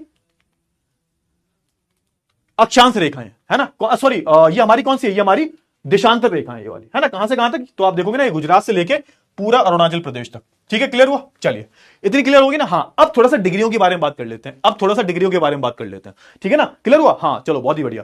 तो अगर मैं बात करूं भारत की स्थिति की, है ना, तो यहां पे सबसे पहले किसकी बात की जा रही है? अक्षांश की बात की जा रही है। अक्षांश रेखाएं जो है वो कितनी डिग्री पे हैं? तो आप देखोगे अक्षांश रेखाएं जो है, आप देखोगे कि 8 डिग्री। ध्यान से देखो सर, 8 डिग्री कहां पर आता है? तो देखो नीचे बिल्कुल अगर आप आओगे, ये हमारा तमिलनाडु है नीचे, तो यहां पर क्या आता है हमारा? 8 डिग्री 4 मिनट, 8 डिग्री 4 मिनट की अगर हम बात करें, डिग्री है, याद रखना, ये डिग्री है, डिग्रियों में बताते हैं हम। 8 डिग्री 4 मिनट उत्तरी अक्षांश से लेके 37 डिग्री 6 मिनट उत्तरी अक्षांश, यानी कि ऊपर अगर आप जाओगे, यहां से ऊपर ठीक आप जाते हो तो एक और हमारी रेखा जा रही है, अक्षांश रेखा जा रही है, यानी कि आप बोल सकते हो कि, है ना, 37 डिग्री 6 मिनट, 37 डिग्री 6 मिनट पर हमारी एक जो है अक्षांश रेखा जा रही है ना? यानी कि इन दोनों के बीच का अगर आप डिफरेंस देखोगे तो 30 डिग्री का डिफरेंस मिलेगा आपको, लगभग 30 डिग्री का। अच्छा, अब आपके मन में एक प्रश्न आना चाहिए, मैंने क्या बोला? ध्यान सुनो, मैंने क्या बोला कि अगर मैं अक्षांश रेखाओं की बात करूं तो भारत किस डिग्री पे आता है? तो भारत आता किस पे? 8 डिग्री ये रहा और 37 डिग्री ये रहा। थोड़ा सा अगर मैं वर्ल्ड मैप पे देखूं तो देखो, ये 8 डिग्री है हमारा, है ना, और ये हमारा 37 डिग्री हो गया, मतलब लगभग मैं मोटा मोटा लेके चल रहा हूं, ठीक है ना? यहां पर 8 डिग्री आ रहा है, देखो ये यहां पर क्या आ रहा है? ये यहां पर 8 डिग्री आ रहा है और ये हमारा 37 डिग्री पर आ रहा है, ठीक है ना? इन दोनों के बीच की गैप की हम बात करें तो कितना आ रहा है?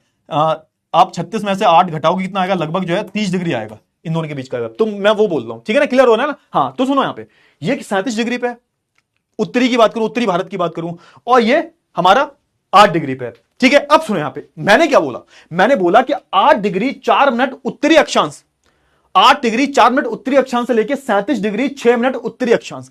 अब आपके मन में प्रश्न आना चाहिए, सर एक बात बताओ सर, आप तो गलत बोल रहे हो, ये 8 डिग्री 4 मिनट उत्तर कैसे हो सकता है? क्योंकि ये तो दक्षिण वाला हिस्सा है ना, आप ही ने तो बोला था कि पैर वाला जो हिस्सा होगा तो ये दक्षिण वाला हिस्सा होगा, उत्तर वाला, चलो ये तो सही है, 37 डिग्री 6 मिनट उत्तर, लेकिन ये 8 डिग्री 4 मिनट उत्तर कैसे होगा? ये तो उसको तो दक्षिण होना चाहिए ना, ये तो दक्षिण वाला भारत है, ये तो बिल्कुल आपने बोला था सर पैर वाला जो हिस्सा होता है वो तो दक्षिण का होता है। आया या नहीं आया? फटाफट से बताओ, ये क्वेश्चन आया या नहीं आया? फटाफट से बताओ। नहीं आया तो तुम्हें इसका मतलब कुछ समझ में नहीं आ रहा। अगर ये प्रश्न आया नहीं दिमाग में तो तुम्हें समझ में नहीं आ रहा। तुम्हारे दिमाग में पहला प्रश्न ये आना चाहिए, क्या आना चाहिए तुम्हारे दिमाग में? पहला प्रश्न ये आना चाहिए, क्या आना चाहिए सर? कि सर एक बात बताओ, ये आप बोल रहे हो चलो 37 डिग्री 6 मिनट उत्तरी अक्षांश से लेके 8 डिग्री 4 मिनट उत्तरी अक्षांश, तो ये उत्तरी क्यों हुआ सर? उत्तरी ये है तो ठीक है सर, ये तो भारत का उत्तरी हिस्सा है, लेकिन ये वाला हिस्सा तो दक्षिणी है ना, तो आपने ये क्यों नहीं बोला कि 8 डिग्री 4 मिनट दक्षिणी अक्षांश? क्यों नहीं बोला? आया क्वेश्चन? नहीं आया तो तुम्हें कुछ पल्ले नहीं पड़ रहा, इसका मतलब आया नहीं आया? आया नहीं आया? इसका रीजन पता है तुम्हें क्या है? इसका रीजन पता है क्या है तुम्हें? अरे हाँ, बहुत बढ़िया। अगर आया है तो अच्छी बात है, ये क्वेश्चन आना चाहिए। वैसे नहीं आया तो उसका मतलब तुम्हें समझ में नहीं आ रहा मैं बोल क्या रहा हूं। अरे पागलों, मैं बोल रहा हूं कि देखो ध्यान से, इसमें समझो आप, इसमें समझो ध्यान से, है ना, इसमें समझो आप, ध्यान से समझो। ये हमारा 8 डिग्री है ना। मैंने क्या बताया था आपको? मैंने बोला था भारत की पूरी स्थिति क्या है। भारत की स्थिति क्या है? खुद पूरे भारत की अगर हम बात करूं तो भारत कहां पर आता है? तो भारत आता है उत्तर में। कहां आता है? ये दक्षिण है, ये उत्तर है। अरे भैया एक बात बताओ, अगर मैं डिग्री के बारे में बात कर रहा हूं तो मैं पूरी दुनिया की बात कर रहा हूं ना। पूरी दुनिया में भारत कहां पर है? भारत कौन सी डिग्री में है? तो भारत का अगर तुम ये पार्ट ले लो, ये पार्ट ले लो, ये पार्ट ले लो, ये पार्ट ले लो, तो ये पूरा जो भारत है हमारा, पूरा जो भारत है हमारा, तो कहां पर आ रहा है सर? तो वो हमारा उत्तरी हिस्से में आ रहा है ना। ये उत्तरी है, दक्षिणी है ना। ये क्या है? जैसे मान के लो मैं पूरा इरेज कर रहा हूं, ध्यान से देखो, फटाफट मैं पूरा इरेज कर रहा हूं, ध्यान से देखो, समझ में आ जाएगा। अब देखो यहां पे इसका रीजन मैं बताता हूं आपको, ये हमारा इक्वेटर है, ठीक है। अगर मैं पूरे भारत की बात करूं, देखो ये हमारा इक्वेटर है, ये हमारा क्या है? ये हमारा उत्तरी हिस्सा है, उत्तरी गोलार्ध और दक्षिणी गोलार्ध, है ना। मैंने बोला था ना, ऊपर सर वाला उत्तर और नीचे वाला दक्षिण, पैर वाला दक्षिण। तो ये उत्तर हो गया। ये पूरा इलाका जो है, ये पूरा जो इलाका है, ये हमारा उत्तरी गोलार्ध है, और ये पूरा जो इलाका है, ये हमारा दक्षिणी गोलार्ध है, ठीक है ना। अरे भैया भारत कहां पर आ रहा है? तो भारत तो उत्तर में आ रहा है ना बेटा। बाबू सुनो ध्यान से, भारत कहां पर आ रहा है? तो भारत तो उत्तर में आ रहा है ना। तो चाहे तुम यहां पर बात करो, है ना, चाहे तुम ये वाले अक्षांश की बात करो, चाहे तुम ये वाले अक्षांश की बात करो, लेकिन है तो दोनों कहां पर? है तो दोनों उत्तरी गोलार्ध में ही ना। इसलिए हम क्या कर रहे हैं? इसलिए हम ऊपर और नीचे दोनों जगह उत्तर का ही इस्तेमाल कर रहे हैं। क्यों? क्योंकि हम पूरे विश्व में भारत की डिग्री क्या है वो पता लगा रहे हैं। हम ये थोड़ा ना बोल रहे हैं कि भारत नीचे उत्तरी भारत, अरे वो तो ठीक है, दक्षिण भारत है, लेकिन अगर मैं डिग्री की बात करूं तो पूरा भारत कहां पर आ रहा है? पूरा भारत ही जो है उत्तर में आ रहा है। तो हम दक्षिण क्यों लेंगे? समझ में आया ना ये? तो पूरे भारत की अगर हम बात करें तो पूरे भारत की स्थिति क्या है? अभी थोड़ी देर पहले ही बताया मैंने, उत्तर में आता है पूरा भारत, उत्तरी पूर्व, है ना, उत्तरी पूर्व में आता है भारत हमारा, उत्तरी पूर्व में आता है। तभी मैंने बोला था, ध्यान रखो, भारत उत्तरी पूर्व में आता है। तो जब अक्षांश रेखाओं की हम बात करें, चाहे मैं यहां की बात करूं, चाहे मैं यहां की बात करूं, चाहे मैं यहां की बात करूं, चाहे मैं यहां की बात करूं, ये पूरा ही उत्तर में आएगा। हाँ, पूरी रेखा ही उत्तर में आएगी, ठीक है ना। क्लियर हुआ? तो आप देखोगे कि भारत की अगर हम बात करें, तो अगर मैं अक्षांश रेखाओं की बात करूं तो ये कितनी है भाई? तो 8 डिग्री 4 मिनट, है ना, उत्तर से लेके 37 डिग्री 6 मिनट उत्तर तक। अब समझ में आया कि भैया मैंने दक्षिण क्यों नहीं बोला? समझ में आया दक्षिण क्यों नहीं बोला? चलिए, बहुत अच्छी बात है। अच्छा, अगर मैं देशांतर रेखाओं की बात करूं, देशांतर रेखा मतलब ये वाली, है ना, ये वाली। कौन सी वाली देशांतर रेखा? ये वाली सर, ये वाली रेखाओं की बात करूं, ये वाली रेखा, ठीक है सर, है ना। अब फिर से वही क्वेश्चन आएगा, याद रखना, क्योंकि हमें क्या करना है? अब देखो ना ध्यान से, अब सब भूल जाओ, ठीक है, सब भूल जाओ। अभी तक मैं किसकी बात कर रहा था? अभी तक मैं इसकी बात कर रहा था। ये क्या हमारा भूमध्य रेखा, अभी तक हम इसके हिसाब से चल रहे थे। अगर मैं इसके हिसाब से चलूं तो मैंने क्या बोला था आपको? भारत कहां पर आ रहा है? भारत पूर्व में आ रहा है ना। तभी तुम बोलते हैं इकट्ठा कि भारत उत्तरी पूर्वी गोलार्ध में आता है ना। तो अगर मैं ये वाली लाइन खींच लूं, उसको 0 डिग्री मानूं, इसको मेरिडियन बोलते हैं वैसे हम, है ना, प्राइम मेरिडियन बोलते हैं इसको, है ना। तो अगर मैं इसको लाइन खींच दूं तो भारत कहां पर आ रहा है? भारत इधर आ रहा है, पश्चिम में आ रहा है भारत, या फिर भारत पूर्व में आ रहा है? आप बताओ। भारत पूर्व में आ रहा है ना, ठीक है। अब देखो, मेरा आपसे फिर से एक सवाल आएगा, अब देखो ध्यान से। तथा अगर मैं बात करूं देशांतर की, तो देशांतर कहां से कहां तक है? तो 68 डिग्री 7 मिनट पूर्व देशांतर से लेकर 97 डिग्री 25 मिनट पूर्व देशांतर तक। मतलब आप देखोगे कि देखो 68 डिग्री, ये हमारे कितने डिग्री पे है? ये हमारा 68 डिग्री पे, यानी कि आप देखोगे तो ये कितनी डिग्री पे है हमारा? जैसा मैं बनाऊं, ये लाइन में खींचूं तो ये कितने डिग्री पे है? ये 68 डिग्री पे, 68 डिग्री पे। और ये कितनी डिग्री पे? तो ये करीबन हमारा 97 डिग्री पे, ठीक है ना। क्लियर हुआ? हाँ, तो अगर आप देखोगे थोड़ा सा कि ये हमारा कितने डिग्री पे है, तो हमारा ये 68 डिग्री 7 मिनट पे है। और अगर मैं बात करूं ये हमारे कितने डिग्री पे, तो हमारा 97 डिग्री पे। लेकिन यहां पे किस शब्द का इस्तेमाल किया गया? यहां पे इस्तेमाल किया गया पूर्व देशांतर और पूर्व देशांतर। अब आपके मन में फिर से सवाल आएगा, अब मेरा फिर से एक सवाल है कि सर ये तो ठीक है, आपने बोल दिया ये, है ना, ये तो आपने ठीक है, ये 97 डिग्री 25 मिनट पूरब में बोल दिया। सर ये तो पश्चिम का हिस्सा है ना, आप ही ने तो बताया था कि भाई उल्टे सीधे हाथ का हमेशा पश्चिम में होता है, तो ये तो सर पश्चिम में होना चाहिए ना। फिर से वही बात आ गई। अरे पागलों, मैंने क्या बोला है? मैंने बोला है कि पूरा भारत कहां पर है? उत्तरी पूर्वी गोलार्ध में है। अगर यहां पर आप 0 डिग्री खींचते हो, ये क्या है 0 डिग्री पे? क्या है हमारा? ये देशांतर है हमारा, ठीक है ना। और आप इधर बढ़ोगे तो कहां बढ़ते जा रहे हो आप? पूर्व में। तो पूरा भारत ही कहां पर आ रहा है? पूर्व में आ रहा है। तभी तो हम साथ में बोलते हैं ना, भारत उत्तरी पूर्वी गोलार्ध में आता है। तो चाहे तुम यहां की बात करो, चाहे तुम यहां की बात करो, चाहे तुम यहां की बात करो, चाहे तुम यहां की बात करो, तुम किसके रेफरेंस में बात कर रहे होते हो? तुम इस 0 डिग्री के रेफरेंस में बात कर रहे होते हो। इस डिग्री के कहां? 0 डिग्री के, है ना, उल्टे हाथ पे या सीधे हाथ पे?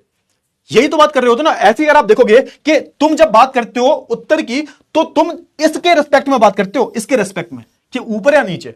समझ में आया ना? क्लियर हुआ या नहीं हुआ? फटाफट से बताओ जल्दी से। इतनी चीजें क्लियर हुई? इतनी चीजें क्लियर हुई तो आप, तभी हम क्या बोलते हैं? तभी हम बोलते हैं कि 68 डिग्री 7 मिनट पूर्वी देशांतर। 68 डिग्री 7 मिनट पूर्वी देशांतर कि सर ये तो पश्चिम है। नहीं, अगर इस पूरे की लोकेशन की मैं बात करूं तो लोकेशन जो है, पूरी लोकेशन की अगर मैं बात करूं, पूरे लोकेशन की अगर मैं बात करूं, तो ये कहां पर आ रहा है सर? ये कहां पर आ रहा है? तो ये भी पूर्व में आ रहा है और ये भी पूर्व में आ रहा है। हम भारत की बात नहीं कर रहे, भारत की पश्चिम दक्षिण की, पश्चिम और पूर्व की बात नहीं कर रहे हम पूरी दुनिया की बात कर रहे हैं। तो पूरी दुनिया में अगर आप रेफरेंस लोगे तो आपको ये बीच का, ये जो 0 डिग्री पे है ना, जिसको हम प्राइम मेरिडियन बोलते हैं, इसके रेफरेंस में भारत कहां पर है? तो भारत पूर्व में है। तो भारत चाहे इधर हो चाहे इधर हो, तो ये पूरा जो है पूर्व में आएगा, पश्चिम नहीं बोलोगे। तो एग्जाम में गलती मत कर देना कि तुम लिख के आ जाओ कि सर अरे ये तो पश्चिम है, तो इसको क्या बोलेंगे? 68 डिग्री 7 मिनट, ये तो पूर्व, पूर्व नहीं, ये तो पश्चिम होगा सर, है ना। और 97 डिग्री 25 मिनट पूर्व। ये ऐसा बिल्कुल करके मत आना, गलत हो जाएगा। दोनों को पूर्व करना है जब बात होगी देशांतर की, और जब बात होगी अक्षांश रेखाओं की, लेटी हुई रेखाओं की, तो दोनों में आपको उत्तरी लिखना है, दक्षिण मत लिखाना। समझ में आया या नहीं? चमक गया ना? हाँ, तो थोड़ा सा कॉन्सेप्ट यहां पर तुम्हें क्लियर होना चाहिए, वरना तो दिक्कत हो जाएगी। थोड़ा सा बताओ। अभी अभी तो अरे नहीं यार, अभी 10-15 मिनट और पढ़ भाई। तुम्हारी आदत बहुत खराब हो गई है भाई। 1 घंटे 30 मिनट बोला जाता है मैं पढ़ाने के लिए, और मैं सिर्फ 1 घंटे 15 मिनट पढ़ा के तुम्हारे हाय दैया हाय तौबा होने लगती है। इतने चनकटे लगेंगे, सही हो जाओगे। बेटा पंकज सर तो भोपाल से क्लास लेते हैं, वरना हम बुला देते हैं उनको, कोई दिक्कत नहीं थी। कमल सर की क्लास चल रही होगी, उनको भी बुला देते हैं हम कि सर बहुत देर से पढ़ा रहे हो, है ना भाई। 1 घंटा नहीं हुआ, 5 मिनट है अभी भी। क्लियर हुआ? हाँ, मैं सोच रहा हूं कल तक ये पूरा चैप्टर खत्म हो जाए, क्योंकि इतना कुछ है नहीं इस चैप्टर में। इतनी चीजें क्लियर हो गई, चमक गया, बहुत ही बढ़िया, बहुत ही बढ़िया। चलिए, ये सारी चीजें हो गई ना। हाँ, तो ये मेन मेन जो कॉन्सेप्ट थे वो सारे खत्म हो गए। इतने कॉन्सेप्ट को फिर से एक बार पढ़ लेना तो समझ में आ जाएगा। ठीक है, क्लियर हुआ? क्लियर हुआ? हाँ है ना? फटाफट से बताओ जल्दी से। अच्छा, अब एक चीज और कर लेते हैं, एक चीज की और बात कर लेते हैं। भारत की स्थिति के बारे में बात करूं तो आप देखोगे भारत जो है उत्तर पश्चिम, ठीक है सर, उत्तर और उत्तरी पूर्व में युवातः पहाड़ों से घिरा हुआ है। मतलब सर किसकी बात हो रही है? अगर भारत की, अगर आप पूर्व उत्तरी पश्चिम में जाओगे, यानी कि कहां पर सर? तो भारत का क्या हिस्सा है? ये हमारा उत्तर वाला हिस्सा है, ये हमारा दक्षिण वाला हिस्सा है सर, ये हमारा पूर्व वाला हिस्सा है, और ये हमारा पश्चिम वाला हिस्सा है। ये तो मैंने बता दिया। अगर आप उत्तरी पश्चिम में जाओगे, यानी कि यहां पर बात हो रही है, ये इधर की बात हो रही है, तो यहां पे आपको क्या मिलेंगे? पहाड़ मिलेंगे। उत्तर में जाओगे तो उत्तर में आपको पहाड़ मिलेंगे, है ना। यहां पे पूरा आपको पहाड़ मिलेंगे, प्रॉपर तरीके से यहां पे पहाड़ वगैरह आपको जो है बनाए दिखाई देंगे। अगर मैं बात करूं उत्तरी पूर्व की, यानी कि इधर आप जाओगे तो यहां पर भी आपको क्या मिलेंगे? आपको युवा हिमालयास देखने को मिलेंगे। इतनी यहां पर बात बोली जा रही है कि अगर आप भारत के उत्तरी पश्चिम में जाओगे, है ना, तो यहां पे इधर साइड जाओगे, है ना, या फिर उत्तरी और उत्तरी पूर्व में जाओगे, तो आपको क्या मिलते हैं यहां पे? तो आपको यहां पर जो है क्या देखने को मिलेगा? यहां पर आपको युवा हिमालयास देखने को मिलेंगे। ठीक है, ये तो आपको पता होगा। क्लियर हुआ? इतनी चीजें क्लियर हुई? चलिए सर, बहुत अच्छी बात है। अच्छा, अब यहां पे बोल रखा है कि लगभग अगर आप 22 डिग्री की हम बात करें, 22 डिग्री, वो भी उत्तरी अक्षांश की हम बात करें, मतलब सर जब अक्षांश बोला गया, इसका मतलब किसकी बात हो रही है? लेटी हुई रेखाओं की बात हो रही है। तो यानी कि देखोगे जब आप 22 डिग्री उत्तरी अक्षांश में जाओगे, है ना, 22 डिग्री उत्तरी अक्षांश के दक्षिण में यह पतला होता जाता है। किसकी बात कर रहा हूं मैं? भारत की बात कर रहा हूं। मतलब ये कि मान के चलो ये हमारी एक लाइन है, ये हमारी लाइन है, ठीक है, इसको हम क्या बोलते हैं? ये हमारी लाइन है। इसके बारे में बताऊंगा मैं, ठीक है, ध्यान से देखना फटाफट से। इसके नीचे जैसे आप जाओगे, यानी कि इधर की बात हो रही है सर, जैसे आप थोड़ा सा देखोगे ना, ये देखो, ध्यान से देखो फटाफट से, ध्यान से देखो फटाफट से, अभी समझ में आ जाएगा, अभी समझ में आ जाएगा आपको, अभी समझ में आ जाएगा। ध्यान से देखना फटाफट से। हाँ, अभी आपको समझ में आ जाएगा, ध्यान से देखो फटाफट से। ये क्या है हमारा? ये क्या है हमारा? ये 68 डिग्री पे है ना, ये 68 डिग्री। अच्छा ठीक है, ध्यान से देखना फटाफट से। ये हमारी लाइन है। ये लाइन कितनी डिग्री पे? 37 डिग्री पे, है ना। ये लाइन होगी, फिर ये लाइन होगी, ये सब क्या है? ये सब हमारी अक्षांश रेखाएं हैं, ये सब हमारी अक्षांश रेखाएं हैं, ठीक है। ये हम सब क्या है हमारी? ये सब हमारी अक्षांश रेखाएं हैं सर, लेटी हुई रेखाएं हैं जो भारत के ऊपर से गुजर रही हैं, ठीक है ना, भारत के ऊपर से गुजर रही हैं। और आप देखोगे आखिरी रेखा कौन सी है? ये आखिरी रेखा हमारी कितनी डिग्री पे? 8 डिग्री पे, ठीक है ना, 8 डिग्री पे, ठीक है। ये सब हमारी क्या अक्षांश रेखाएं हैं। जो भारत पे चल रही है, ठीक है ना, क्लियर हुआ।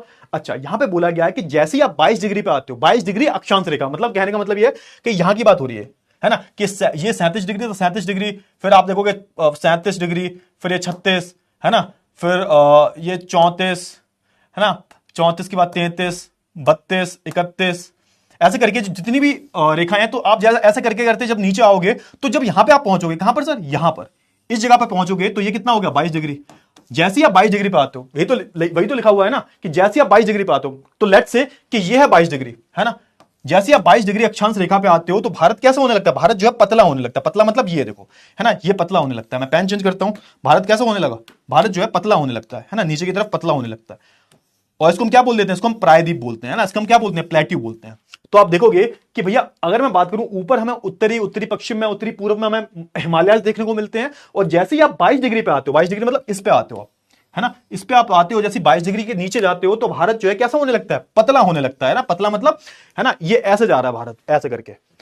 इतनी चीज क्लियर हो रही, हाँ, तो भारत क्या हो रहा है, भारत पतला हो रहा है। तो देखो ये हमारी क्या है, ये हमारा भारत पतला हो रहा है, ठीक है ना, और ये प्रॉपर तरीके से प्रायद्वीप बनाता है। प्रायद्वीप का मतलब क्या होता है कि एक ऐसा एरिया जो पूरे तीन तरफ से जो है किससे घिरा हुआ है, तीन तरफ से जो है पानी से घिरा हुआ है, ऐसे एरिया को हम प्रायद्वीप बोल देते हैं। इसको हम क्या बोलते हैं, पेनिनसुला बोलते हैं इंग्लिश में। पेनिनसुला एक ऐसा एरिया होता है जो तीन तरफ से पानी से घिरा हुआ है। जैसे आप देखोगे यहां पर आपको अरब सागर मिलेगा, अरब सागर, ठीक है सर। यहां पर आपको बंगाल की खाड़ी मिलेगी, बंगाल की खाड़ी, ये भी एक सागर है, ठीक है। और नीचे आपको क्या मिलेगा, नीचे आपको जो है हिंद महासागर मिलेगा, ठीक है। क्या मिलेगा आपको, इंडियन ओशन, हिंद महासागर। तो नीचे क्या हमारा, नीचे हमारा हिंद महासागर है, ठीक है ना। तो तीन तरफ से जो एक ऐसा लैंड का पार्ट, एक ऐसी जमीन का हिस्सा जो तीन तरफ से पानी से घिरा हुआ है, उसको हम क्या बोल देते हैं, पेनिनसुला बोल देते हैं, प्रायद्वीप बोल देते हैं।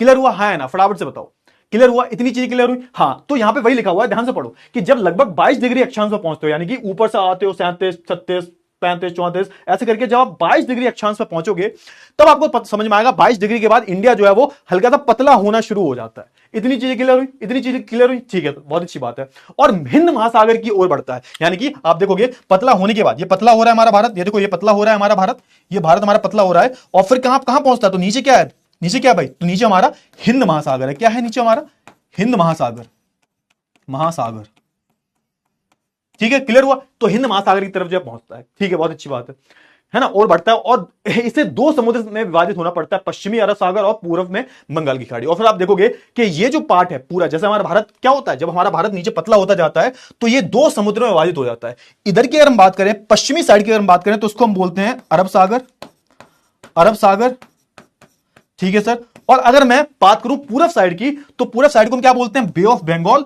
और है ना, बंगाल की खाड़ी। क्या बोलते हैं सर इसको हम बोलते हैं बंगाल की खाड़ी, बंगाल की खाड़ी।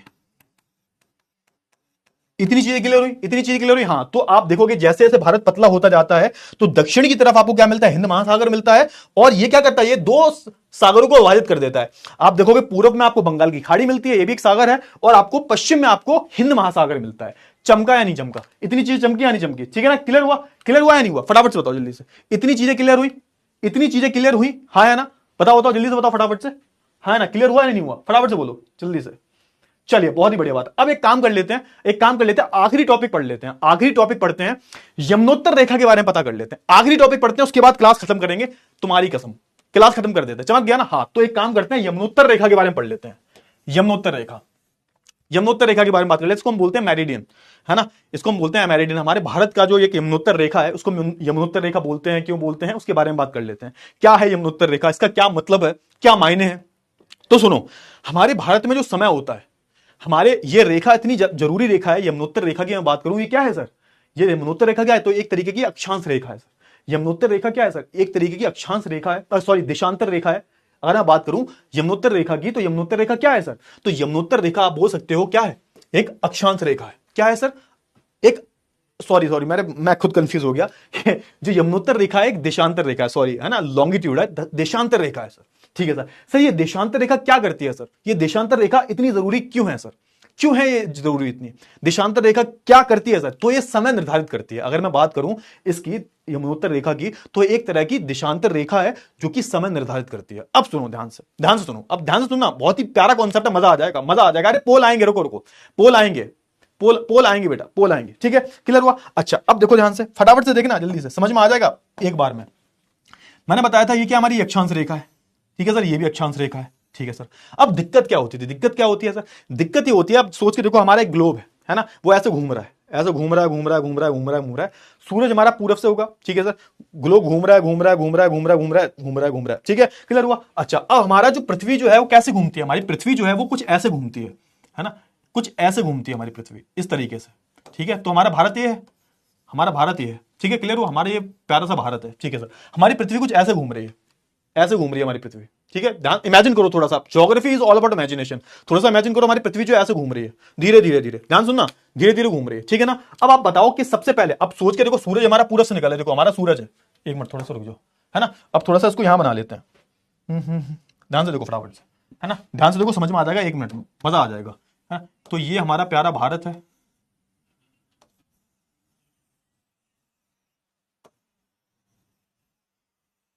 ठीक है, ये हमारा पूरा भारत है, प्यारा भारत है, ठीक है ना, क्लियर हुआ। अच्छा ये हमारे क्या है, तो हमारी एक ये अक्षांश देशांतर रेखा है, और ये हमारी भी एक देशांतर रेखा है, ठीक है सर। मैंने क्या बोला कि सूरज हमारा पूरब से निकलता है हमेशा, ये सूरज निकला, ठीक है, ये सूरज निकल रहा है, ठीक है ना। और पृथ्वी जो है ऐसे घूम रही है, हमारी पृथ्वी कैसे घूम रही है, मान के चलो हमारा ये हमारी पृथ्वी है ना, पृथ्वी हमेशा कैसे घूमेगी, ऐसे घूमेगी, ऐसे घूम रही है ना, मतलब पश्चिम से पूरब की तरफ, ठीक है, ऐसे घूम रही है। और हमारा भारत कहां पर है, हमारा भारत ये है ना, हमारा भारत जो है ये है, ठीक है, क्लियर हुआ। अब थोड़ा सा इमेजिन करो, अब हमारी पृथ्वी ऐसे घूम रही है, सूरज ज्यादा निकले, सबसे पहले रोशनी कहां आएगी, सबसे पहले रोशनी यहां पर आएगी, यहां पर आएगी, यहां पर आएगी, यहां पर आएगी। तो सर कैसी बातें करो, ऑब्वियस सी बात है कि जब हमारी पृथ्वी ऐसे घूम रही है, जब हमारी पृथ्वी ऐसे घूम रही है, तो सबसे पहले सूरज की जो रोशनी है वो कहां आएगी, सबसे पहले यहां पर आएगी ना, हमारा जो अरुणाचल प्रदेश वाला पार्ट है ये, है ना, इधर सूरज की रोशनी आएगी, ठीक है सर। मान के चलो कि जब, दिक्कत क्या होती है, दिक्कत यही होती है, दिक्कत ये होती है कि भाई यहां की अगर हम बात करें और यहां की हम बात करें, लगभग 30 डिग्री का फर्क है, 30 डिग्री का, लगभग कितने डिग्री का फर्क है, यहां पर जैसे हम बात करें, देखो ध्यान से, 68 डिग्री ये है और 97 डिग्री है, तो लगभग कितने डिग्री का फर्क आ रहा है, कितनी डिग्री का फर्क आ रहा है, 30 डिग्री का फर्क आ रहा है, 30 डिग्री का, 30 डिग्री का फर्क आ रहा है। मतलब कहने का ये, तो 1 डिग्री बराबर, याद रखना, 1 डिग्री बराबर कितना होता है, 1 डिग्री बराबर होता है 4 मिनट, 4, 1 डिग्री बराबर 4, है ना। और कितनी डिग्री है सर, 30 डिग्री है, ये 68 डिग्री ये, और ये 97 डिग्री, है ना। ये कितना डिफरेंस हो गया, 30 डिग्री का डिफरेंस हो गया है, 30 डिग्री का, यानी कि यहां से यहां तक आप देखोगे 30 डिग्री का डिफरेंस निकलता है, मानते हो नहीं मानते, मानते हो ना, हाँ, तो 30 डिग्री का डिफरेंस निकलता है। 1 डिग्री बराबर, याद रखो, इसका लॉजिक मैं बाद में समझाऊंगा, पहले इतना याद रखो, 1 डिग्री बराबर 4 मिनट, तो 30 डिग्री है, मतलब 30 इंटू 4 कितना हो गया, 120, 120 मिनट, 120 मिनट, यानी कि लगभग यहां पे 2 घंटे की बात जो की जा रही है। कहने का मतलब क्या है, 120 डिग्री बताओ की बात करूं मैं, तो 120 डिग्री हो रहा है ना, 120 डिग्री की, 120 मिनट की अगर मैं बात करूं, तो 120 मिनट बराबर क्या हो गया, 30 डिग्री बराबर, 30 डिग्री बराबर क्या हुआ, 30 डिग्री बराबर आप बोल सकते हो 120 मिनट, 120 मिनट बराबर 2 घंटे, 2 घंटे की बात कर रहे हैं। मतलब कहने का यह है कि जब यहां पर रोशनी आएगी सूरज की, मान के चलो यहां पर जब 4 बज रहे हैं, 6 बज रहे हैं, यहां पे मान के चलो जब यहां पे 6 बज रहे हैं, तो यहां पर अभी सूरज उगा भी नहीं, यहां पे कितने बज रहे होंगे, यहां पे 4 बज रहे होंगे, यहां पे 2 घंटे का जो है, 2 घंटे का डिफरेंस आ रहा है। मैंने क्या किया, मैंने कुछ नहीं किया, मैंने डिग्री को घंटों में कन्वर्ट कर दिया, ठीक है। यहां पे 68 डिग्री, यहां पे 97 डिग्री है, ऑलमोस्ट आप देखोगे 30 डिग्री का फर्क आ रहा है, 30 डिग्री का, है ना। 1 डिग्री बराबर 4 मिनट, तो 30 डिग्री बराबर 4, 30 इंटू 4, तो 120 मिनट है। 120 मिनट को जब आप कन्वर्ट करोगे घंटों में, तो 120 मिनट मतलब 60 मिनट में क्या होते हैं, 60 मिनट में 1 घंटा होता है ना। तो 120 मिनट में कितने होंगे, 120 मिनट में कितने होंगे, 2 घंटे, ठीक है ना। तो 2 घंटे, यानी कि अगर यहां पे सूरज उगा है, यहां पे पहली सूरज की रोशनी पड़ी है, तो यहां पे अगर मान के जो 6 बज रहे हैं, तो यहां पर यानी कि हमारे गुजरात में कितने बज रहे होंगे, गुजरात में 4 ही बज रहा होगा। तो बहुत बड़ी समस्या आती है कि भैया इतना टाइम, बड़ा गैप आ रहा है, 2 घंटे का गैप मामूली नहीं होता, बहुत बड़ा गैप होता है भाई 2 घंटे का। कि मान के लो यहां पे बज रहे हैं, तुम्हारा दोस्त मिंटू यहां पे बैठा है ना, मिंटू है यहां पे, और यहां पर पप्पू बैठा हुआ है ना। अब पप्पू क्या कहता है, मिंटू जो है पप्पू को कॉल मिलाता है कि भैया सुनो सुनो, अरे 6 बज गए, उठ जा। तो पप्पू बोलेगा 6 नहीं बजे, 4 ही बजे हैं बे। पप्पू क्योंकि गुजरात में बैठा हुआ है, और हमारा जो मिंटू है वो अरुणाचल प्रदेश में बैठा हुआ है, तो ये 2 घंटे का जो गैप है वो आ रहा है। अब इस प्रॉब्लम को, इस समस्या को समझाने के लिए सरकार ने क्या किया, अब इस समस्या को सुलझाने के लिए सरकार ने क्या किया, तो सरकार ने बीच में एक लाइन खींच दी कहीं ना कहीं, और ये जो लाइन थी कहां से होती हुई जाती थी, मिर्जापुर से, है ना। मिर्जापुर जो है यहां से होती जाती थी, कहां पर है सर, यूपी में है सर, याद रखना।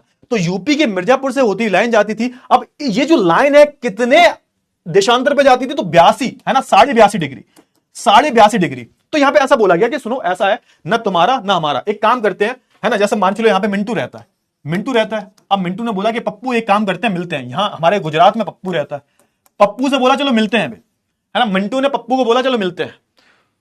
तो यहां पे पप्पू कह रहा है बहुत दूर है यार, अरुणाचल प्रदेश कौन आएगा, और मिंटू कह रहा है कि नहीं यार गुजरात कौन जाएगा इतनी दूर। तो इन दोनों ने निर्णय लिया कि एक काम करते हैं, बीच में मिलते हैं, कि एक काम कर, तू आधा रास्ता तू तय कर यहां से, और आधा रास्ता तू तय कर यहां से, और आधा रास्ता मैं तय करता हूं, और बीच में मिल जाते हैं। तो पप्पू चला कितना, पप्पू चला आधा डिस्टेंस, और आधा डिस्टेंस ये चला, और ये कहां पर मिल गए, तो ये मिल गए 82.5 डिग्री पे। कहां पर मिल गए सर, ये 82.5 डिग्री पे मिल गए। और इस डिग्री को क्या बोला जाता है, इस डिग्री को यमुनोत्तर रेखा हम बोल देते हैं। अब इससे हुआ क्या, इससे हुआ ये कि 1 घंटे ये आगे आया और 1 घंटे ये आगे आया, और बीच में जहां मिले तो वहां सरकार ने बोला, जहां पर मिंटू और पप्पू दोनों मिले, आधा रास्ता इसने तय किया, आधा रास्ता उसी पे एक लाइन खींच दी जो कि मिर्जापुर से होते हुए जाती है। और याद रखना, इस लाइन को हम यमुनोत्तर लाइन बोल देते हैं, और इस लाइन पे जो समय निर्धारित है, इस लाइन पे जो समय हो रहा है, वही पूरे भारत का समय माना जाएगा। समझ में आया नहीं आया? तो इसलिए यमुनोत्तर रेखा जो है ये बहुत जरूरी रेखा हो जाती है, देशांतर रेखा है और बहुत जरूरी रेखा ये हो जाती है। क्यों? क्योंकि भारत का समय निर्धारित करती है। भारत सरकार ने जो यमुनोत्तर रेखा खींची है 82.5 डिग्री पे खींची हुई है ना, 82.5 डिग्री पे खींची हुई है। क्यों खींची हुई है? क्योंकि यहां का और यहां का जो समय का गैप है वो करीबन 2 घंटे का आ रहा था, और इसको अवॉइड करने के लिए आप देखोगे सरकार ने बीच में लाइन खींच दी और बोला कि भैया यहां पर जो समय होगा वही पूरे भारत का निर्धारित समय माना जाएगा। चमका या नहीं चमका? फटाफट से बताओ जल्दी से, हाँ या ना, फटाफट से। अच्छा, अब एक चीज और, एक कॉन्सेप्ट और याद कर लो, बहुत ही जरूरी कॉन्सेप्ट है। क्या है सर? अच्छा, याद रखना मैंने क्या बोला था, याद रखना क्या बोला था। मैंने बोला था कि कोई भी एक रेखा जो पूरी पृथ्वी को 2 बराबर हिस्सों में विभाजित करती है ना, इसको हम क्या बोलते हैं? कोई भी, अगर मान के चलो एग्जाम में क्वेश्चन आ जाए, कोई भी एक रेखा जो पूरी पृथ्वी को 2 बराबर हिस्सों में विभाजित करती है, एक अक्षांश रेखा जो पूरी पृथ्वी को 2 बराबर हिस्सों में विभाजित करती है, उत्तरी गोलार्ध दक्षिणी गोलार्ध, इसको हम क्या बोलते हैं? भूमध्य रेखा बोलते हैं। ठीक है सर, भूमध्य रेखा, ये मैंने बताया था आपको। ठीक है सर, बता दिया। अब मैं आपसे क्वेश्चन पूछूं कि एक ऐसी रेखा जो भारत को ऑलमोस्ट 2 बराबर हिस्सों में विभाजित करती है, तो उसको हम क्या बोलते हैं? बताओ फटाफट से। एक ऐसी रेखा जो भारत को 2 बराबर, ऑलमोस्ट 2 बराबर हिस्सों में विभाजित करती है, लगभग 2 बराबर हिस्सों में विभाजित करती है, ऐसी रेखा को हम क्या बोलते हैं? तो याद रखना है, जो हमारा टॉपिक ऑफ कैंसर है, हमारी जो कर्क रेखा है, हमारी जो कर्क रेखा जो है, इस कर्क रेखा की मैं बात करूं, है ना, जो हमारी कर्क रेखा जो है, कर्क रेखा की मैं बात करूं, तो ये भारत को लगभग 2 बराबर हिस्सों में बांटती है। प्रश्न कैसे आएगा? प्रश्न ये आएगा, ये बताओ कि कर्क रेखा कौन कौन से राज्यों से होके जाती है। तुम्हारे प्रश्न ये आएगा कि कर्क रेखा जो है कौन कौन से राज्यों से होके जाती है। तो याद रखो, कर्क रेखा कौन कौन से राज्यों से होके जाती है। तो पहली बात तो कर्क रेखा भारत को लगभग 2 बराबर हिस्सों में बांटती है। ठीक है सर, कौन कौन से राज्यों से होके जाती है? तो याद रखना, गुजरात, है ना, और मध्य प्रदेश, देखो गुजरात, राजस्थान, मध्य प्रदेश, ठीक है, छत्तीसगढ़, झारखंड, वेस्ट बंगाल और त्रिपुरा और मिजोरम, है ना, इनसे होते हुए जाती है। याद रखो, 1 2 3 4 5 6 7 8 राज्यों से होते हुए जाती है। इन राज्यों के आपको नाम भी पता होने चाहिए। तो याद रखो कि भाई जो कर्क रेखा जो है वो भारत को 2 बराबर हिस्सों में बांटती है लगभग, और कौन कौन से राज्यों में होकर जाती है तो आपको यह भी पता होना चाहिए। गुजरात, राजस्थान, मध्य प्रदेश, छत्तीसगढ़, झारखंड, वेस्ट बंगाल, है ना, त्रिपुरा और मिजोरम, ठीक है ना, इनसे होती हुई जाती है। इतनी चीजें क्लियर हुई। तो भाई एक काम करते हैं, आज थोड़ा ज्यादा हो गया, तुम इतना झेल नहीं पाओगे कि सर आज बहुत ज्यादा हो गया, आज तो बहुत ज्यादा टेक्निकल हो गया सर, है ना, हैकर है भाई, हैकर, तो कोई दिक्कत वाली बात नहीं है। तो आज हमने इतना ही, एक काम करते हैं, इतना ही रखते हैं, ठीक है, इतना ही रखते हैं। हाँ, टॉपिक ऑफ कैंसर, एग्जैक्टली, है ना, क्लियर हुआ? हाँ, तो इतना ही रखते हैं हम, इतनी कॉन्सेप्ट आज क्लियर हुआ आपके। तो भैया आज हमने क्या क्या पढ़ लिया, तो भैया आज हमने किसके बारे में बात की? सबसे पहले तो हमने पृथ्वी के अपने प्रॉपर तरीके से भारत के बारे में बात की कि भारत जो हमारे कितनी बड़ी प्राचीन सभ्यताओं, कितनी पुरानी प्राचीन सभ्यताओं में से एक है। उसके बाद मैंने आपको बताया क्या सर? तो उसके बाद मैंने बताया कि भारत कहां पर है। तो भारत कहां पर आता है? तो भारत हमारा जो है उत्तरी पूर्वी गोलार्ध में आता है। उसके बाद मैंने बताया आपको अक्षांश देशांतर रेखाओं के बारे में। अक्षांश रेखा कौन सी रेखा होती है? लेटी हुई जो रेखाएं होती हैं, इसको हम लैटिट्यूड बोलते हैं, और देशांतर रेखाएं हमारी लंबी लंबी लाइनें होती हैं, इसको हम लॉन्गिट्यूड बोलते हैं। ठीक है सर, ये क्यों इनके बारे में पता लगाया जाता है, क्या लॉजिक है इनका? तो भैया समय बताने के लिए, लोकेशन बताने के लिए इन लाइनों का, इन रेखाओं का हम इस्तेमाल करते हैं। फिर मैंने कर्क रेखा, मकर रेखा और भूमध्य रेखा जैसे अक्षांश रेखाओं के बारे में बताया। अक्षांश रेखा बहुत तरह की होती है, जिसमें हमने भूमध्य, कर्क और मकर रेखा के बारे में बात की। ठीक है सर, भूमध्य रेखा की हम बात करें तो ये बराबर हिस्सों में बांटती है। फिर मैंने आपको बताया कि हमारा भारत कहां पर है, तो भारत उत्तरी पूर्वी गोलार्ध में है। भारत की अगर मैं देशांतर और अक्षांश डिग्रियों की बात करूं तो वो भी मैंने आपको बता दिया, 8 डिग्री 37 डिग्री के बीच में, है ना। फिर आप देखोगे हमारा जो है ना, अगर मैं देशांतर की बात करूं तो 97 डिग्री से आप बोल सकते हो हमारा जो 68 डिग्री से 97 डिग्री तक जाता है, ठीक है ना, क्लियर हुआ। फिर मैंने आपको यमुनोत्तर रेखा के बारे में बताया, ठीक है।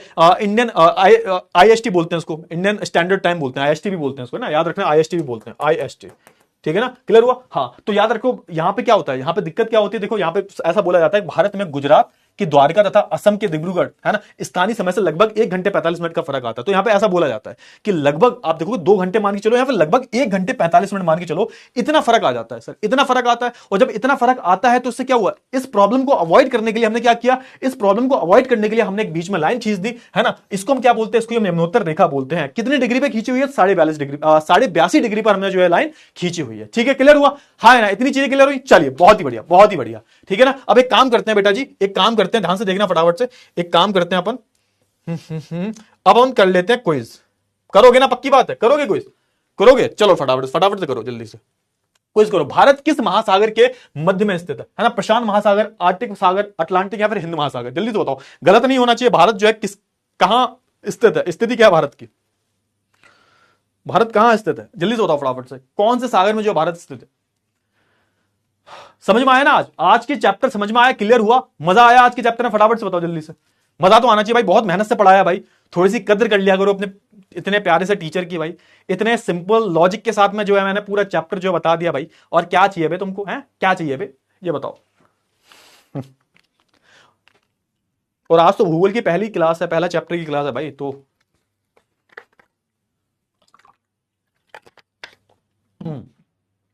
बहुत ही बढ़िया, अरे बहुत, अरे ऋतिक बेटा तुमने तो कमाल कर दिया, चलो ठीक है। तो भारत जो है किस महासागर के मध्य में स्थित है, तो भाई हिंद महासागर के मध्य में स्थित है। अरे तुमने क्या कर दिया भाई, अरे sorry sorry sorry sorry sorry, I am really sorry, वो गलती से सी लग गया, गलती से सी लग गया, सॉरी सॉरी, इसको डिलीट करते हैं, है ना। एक काम करते हैं, फिर से एक पोल कर देते हैं, फिर से करो ये वाला, है ना, गलती हो गई, माफ करो, हाँ गलती से सी लग गया। अब भी कुछ बच्चे जो हैं, अब भी आप देखोगे, मैं गारंटी से कहता हूं, अब भी तुम गलत करोगे, अब भी तुम गलत करोगे, जल्दी से करो फटाफट से। गलती से सी लग गया, कोई दिक्कत वाली बात नहीं, सी नहीं है, सी नहीं है। यार तुम लोग कितना गलत देते हो, प्रशांत महासागर, ओ हो, प्रशांत महासागर पता भी है कहां पर है, पैसिफिक ओशियन है, बहुत दूर है इंडिया से। एंड इतना तुम्हें समझाया भाई, भारत कहां पर आता है, समझाया तुम्हें, तो फिर भी तुम ये गलतियां कर देते हो, गलत बात है, बहुत गलत बात है, बहुत, अभी भी तुम गलत करोगे, अभी मैंने आंसर बता दिया, फिर भी तुम गलत करोगे, मुझे को पता है कोई ना कोई नमूना निकलेगा गलत करेगा, नहीं हो सकता तुम्हारा कुछ भी भाई, मत करा करो ऐसा यार, दुख होता है भाई, दुख होता है, बहुत ज्यादा दुख होता है भाई, मत किया करो। हम्म।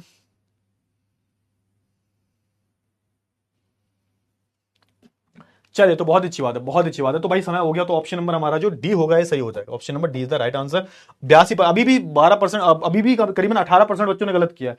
सूरज, यश, अम्बरीश, मिथुन, कृष्णा, अभिनव, कार्तिक, उदित, अरे बहुआ, अखंडा, बहुत ही बढ़िया, बहुत ही बढ़िया, ठीक है, और अनूप साहनी, बहुत ही बढ़िया बेटा, वेरी गुड। चलो आगे बढ़े, आगे बढ़ते हैं भाई। मेरे मित्र एक ऐसे देश के निवासी हैं जिस देश की सीमा भारत के साथ नहीं लगती, आप बताइए वह कौन सा देश है। सिंपल सी बात है, यहां पर बात की जा रही है भारत के पड़ोसी देशों के बारे में, ये थोड़ा जनरल नॉलेज टाइप क्वेश्चन है, ये आपको पता होना चाहिए, जनरल नॉलेज टाइप क्वेश्चन है। यहां पे पूछा गया है कि मेरा मित्र जो है एक ऐसी जगह पर रह रहा है जिसकी सीमा जो है भारत से नहीं लगती, तो कौन से ऐसे पड़ोसी मुल्क हैं, है ना, जो भारत के साथ हैं, या फिर कौन से ऐसे मुल्क हैं जिनकी जो सीमा है, जो बॉर्डर, जो सीमा है, जमीनी सीमा जो है उनकी भारत से नहीं लगती, वो पूछा गया है। बांग्लादेश, नेपाल, तजाकिस्तान या फिर भूटान। अब ये जनरल नॉलेज का प्रश्न है, ये मत करना कि सर ये सिलेबस में नहीं है, ये जनरल नॉलेज जीके का क्वेश्चन है। अगर तुम्हें थोड़ी सी भी नॉलेज है, तुम्हें अगर थोड़ा सा भी तुम्हें पता है कि भारत में क्या चल रहा है, भारत के आसपास क्या है, तो तुम पता लगा के इसका आंसर दे सकते हो। बताओ बताओ, जल्दी से बताओ फटाफट से। अरे बहुत बढ़िया, बहुत ही बढ़िया।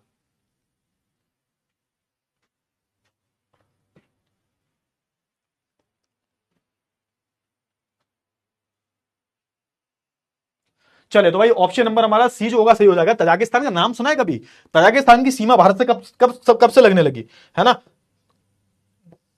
अबे रुको भाई, स्टॉप तो हो गया पोल पे, पोल स्टॉप हो गया, फिर क्या दिक्कत है भाई।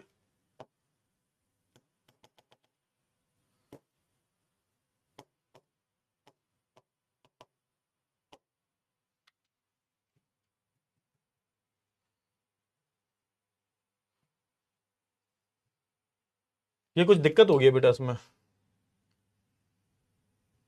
हाँ 65% बच्चों ने बिल्कुल सही किया है। फिर भी तुमने, मैं एक्सपेक्ट किया था, तुमने तजाकिस्तान का भी नाम सुना है तुमने? यार बहुत नहीं नहीं, ऐसा नहीं चलेगा बेटा जी, तुम्हें थोड़ा सा इंप्रूवमेंट करना पड़ेगा। अभिषेक, अमरीश, कार्तिक, मयंक, उदित, अर्णव, तक्षराज, नाजिम, जयश, कृष्णा, बहुत ही बढ़िया, बहुत ही सुंदर बेटा, अति सुंदर बेटा, बहुत ही सुंदर। ठीक है ना? तो आखिरी क्वेश्चन जो है ये करो, नहीं करो क्या, ये होमवर्क में ले जाओ, ये होमवर्क में ले जाओ, फटाफट से होमवर्क में ले जाओ। क्षेत्रफल के आधार पर भारत का सबसे बड़ा राज्य कौन सा है, ये आपको बताना, जनरल नॉलेज का क्वेश्चन है। बाकी होमवर्क में ले जाओ। बाकी अपन क्या करते हैं, अपन जो है करेंगे अब अगली क्लास में बात। कल की क्लास में, अब कल मतलब अगला जो क्लास हो गया, अगली वीक जो क्लास होने वाली है, उसमें अपन क्या करेंगे, अब चैप्टर को खत्म करेंगे और बढ़िया बढ़िया क्वेश्चन भी करेंगे एनसीईआरटी के, और एडिशनल प्रश्न भी करेंगे। ठीक है, क्लियर हुआ? तो ये बताओ बेटा, ये बताओ कि समझ में आया चैप्टर, नहीं आया? फटाफट से बताओ, जल्दी से बताओ, समझ में आया या नहीं आया? चैप्टर समझ में आया या नहीं आया? फटाफट से बोलो जल्दी से। क्लियर हुआ या नहीं हुआ? क्लियर हुआ? पक्की बात है? पक्की बात है?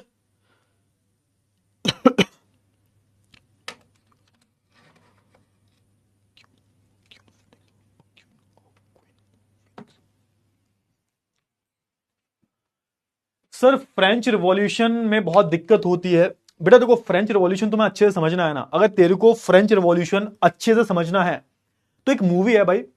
अगर मैं मूवी की बात करूं, ऑक्यून फिनिक्स की मूवी है। अरे भाई जोकर वाला हीरो, तुम्हें पता नहीं होगा, जो जोकर मूवी तो देखी है ना, हाँ वो वाला जो हीरो है, उसकी एक मूवी है, मूवी का नाम है नेपोलियन।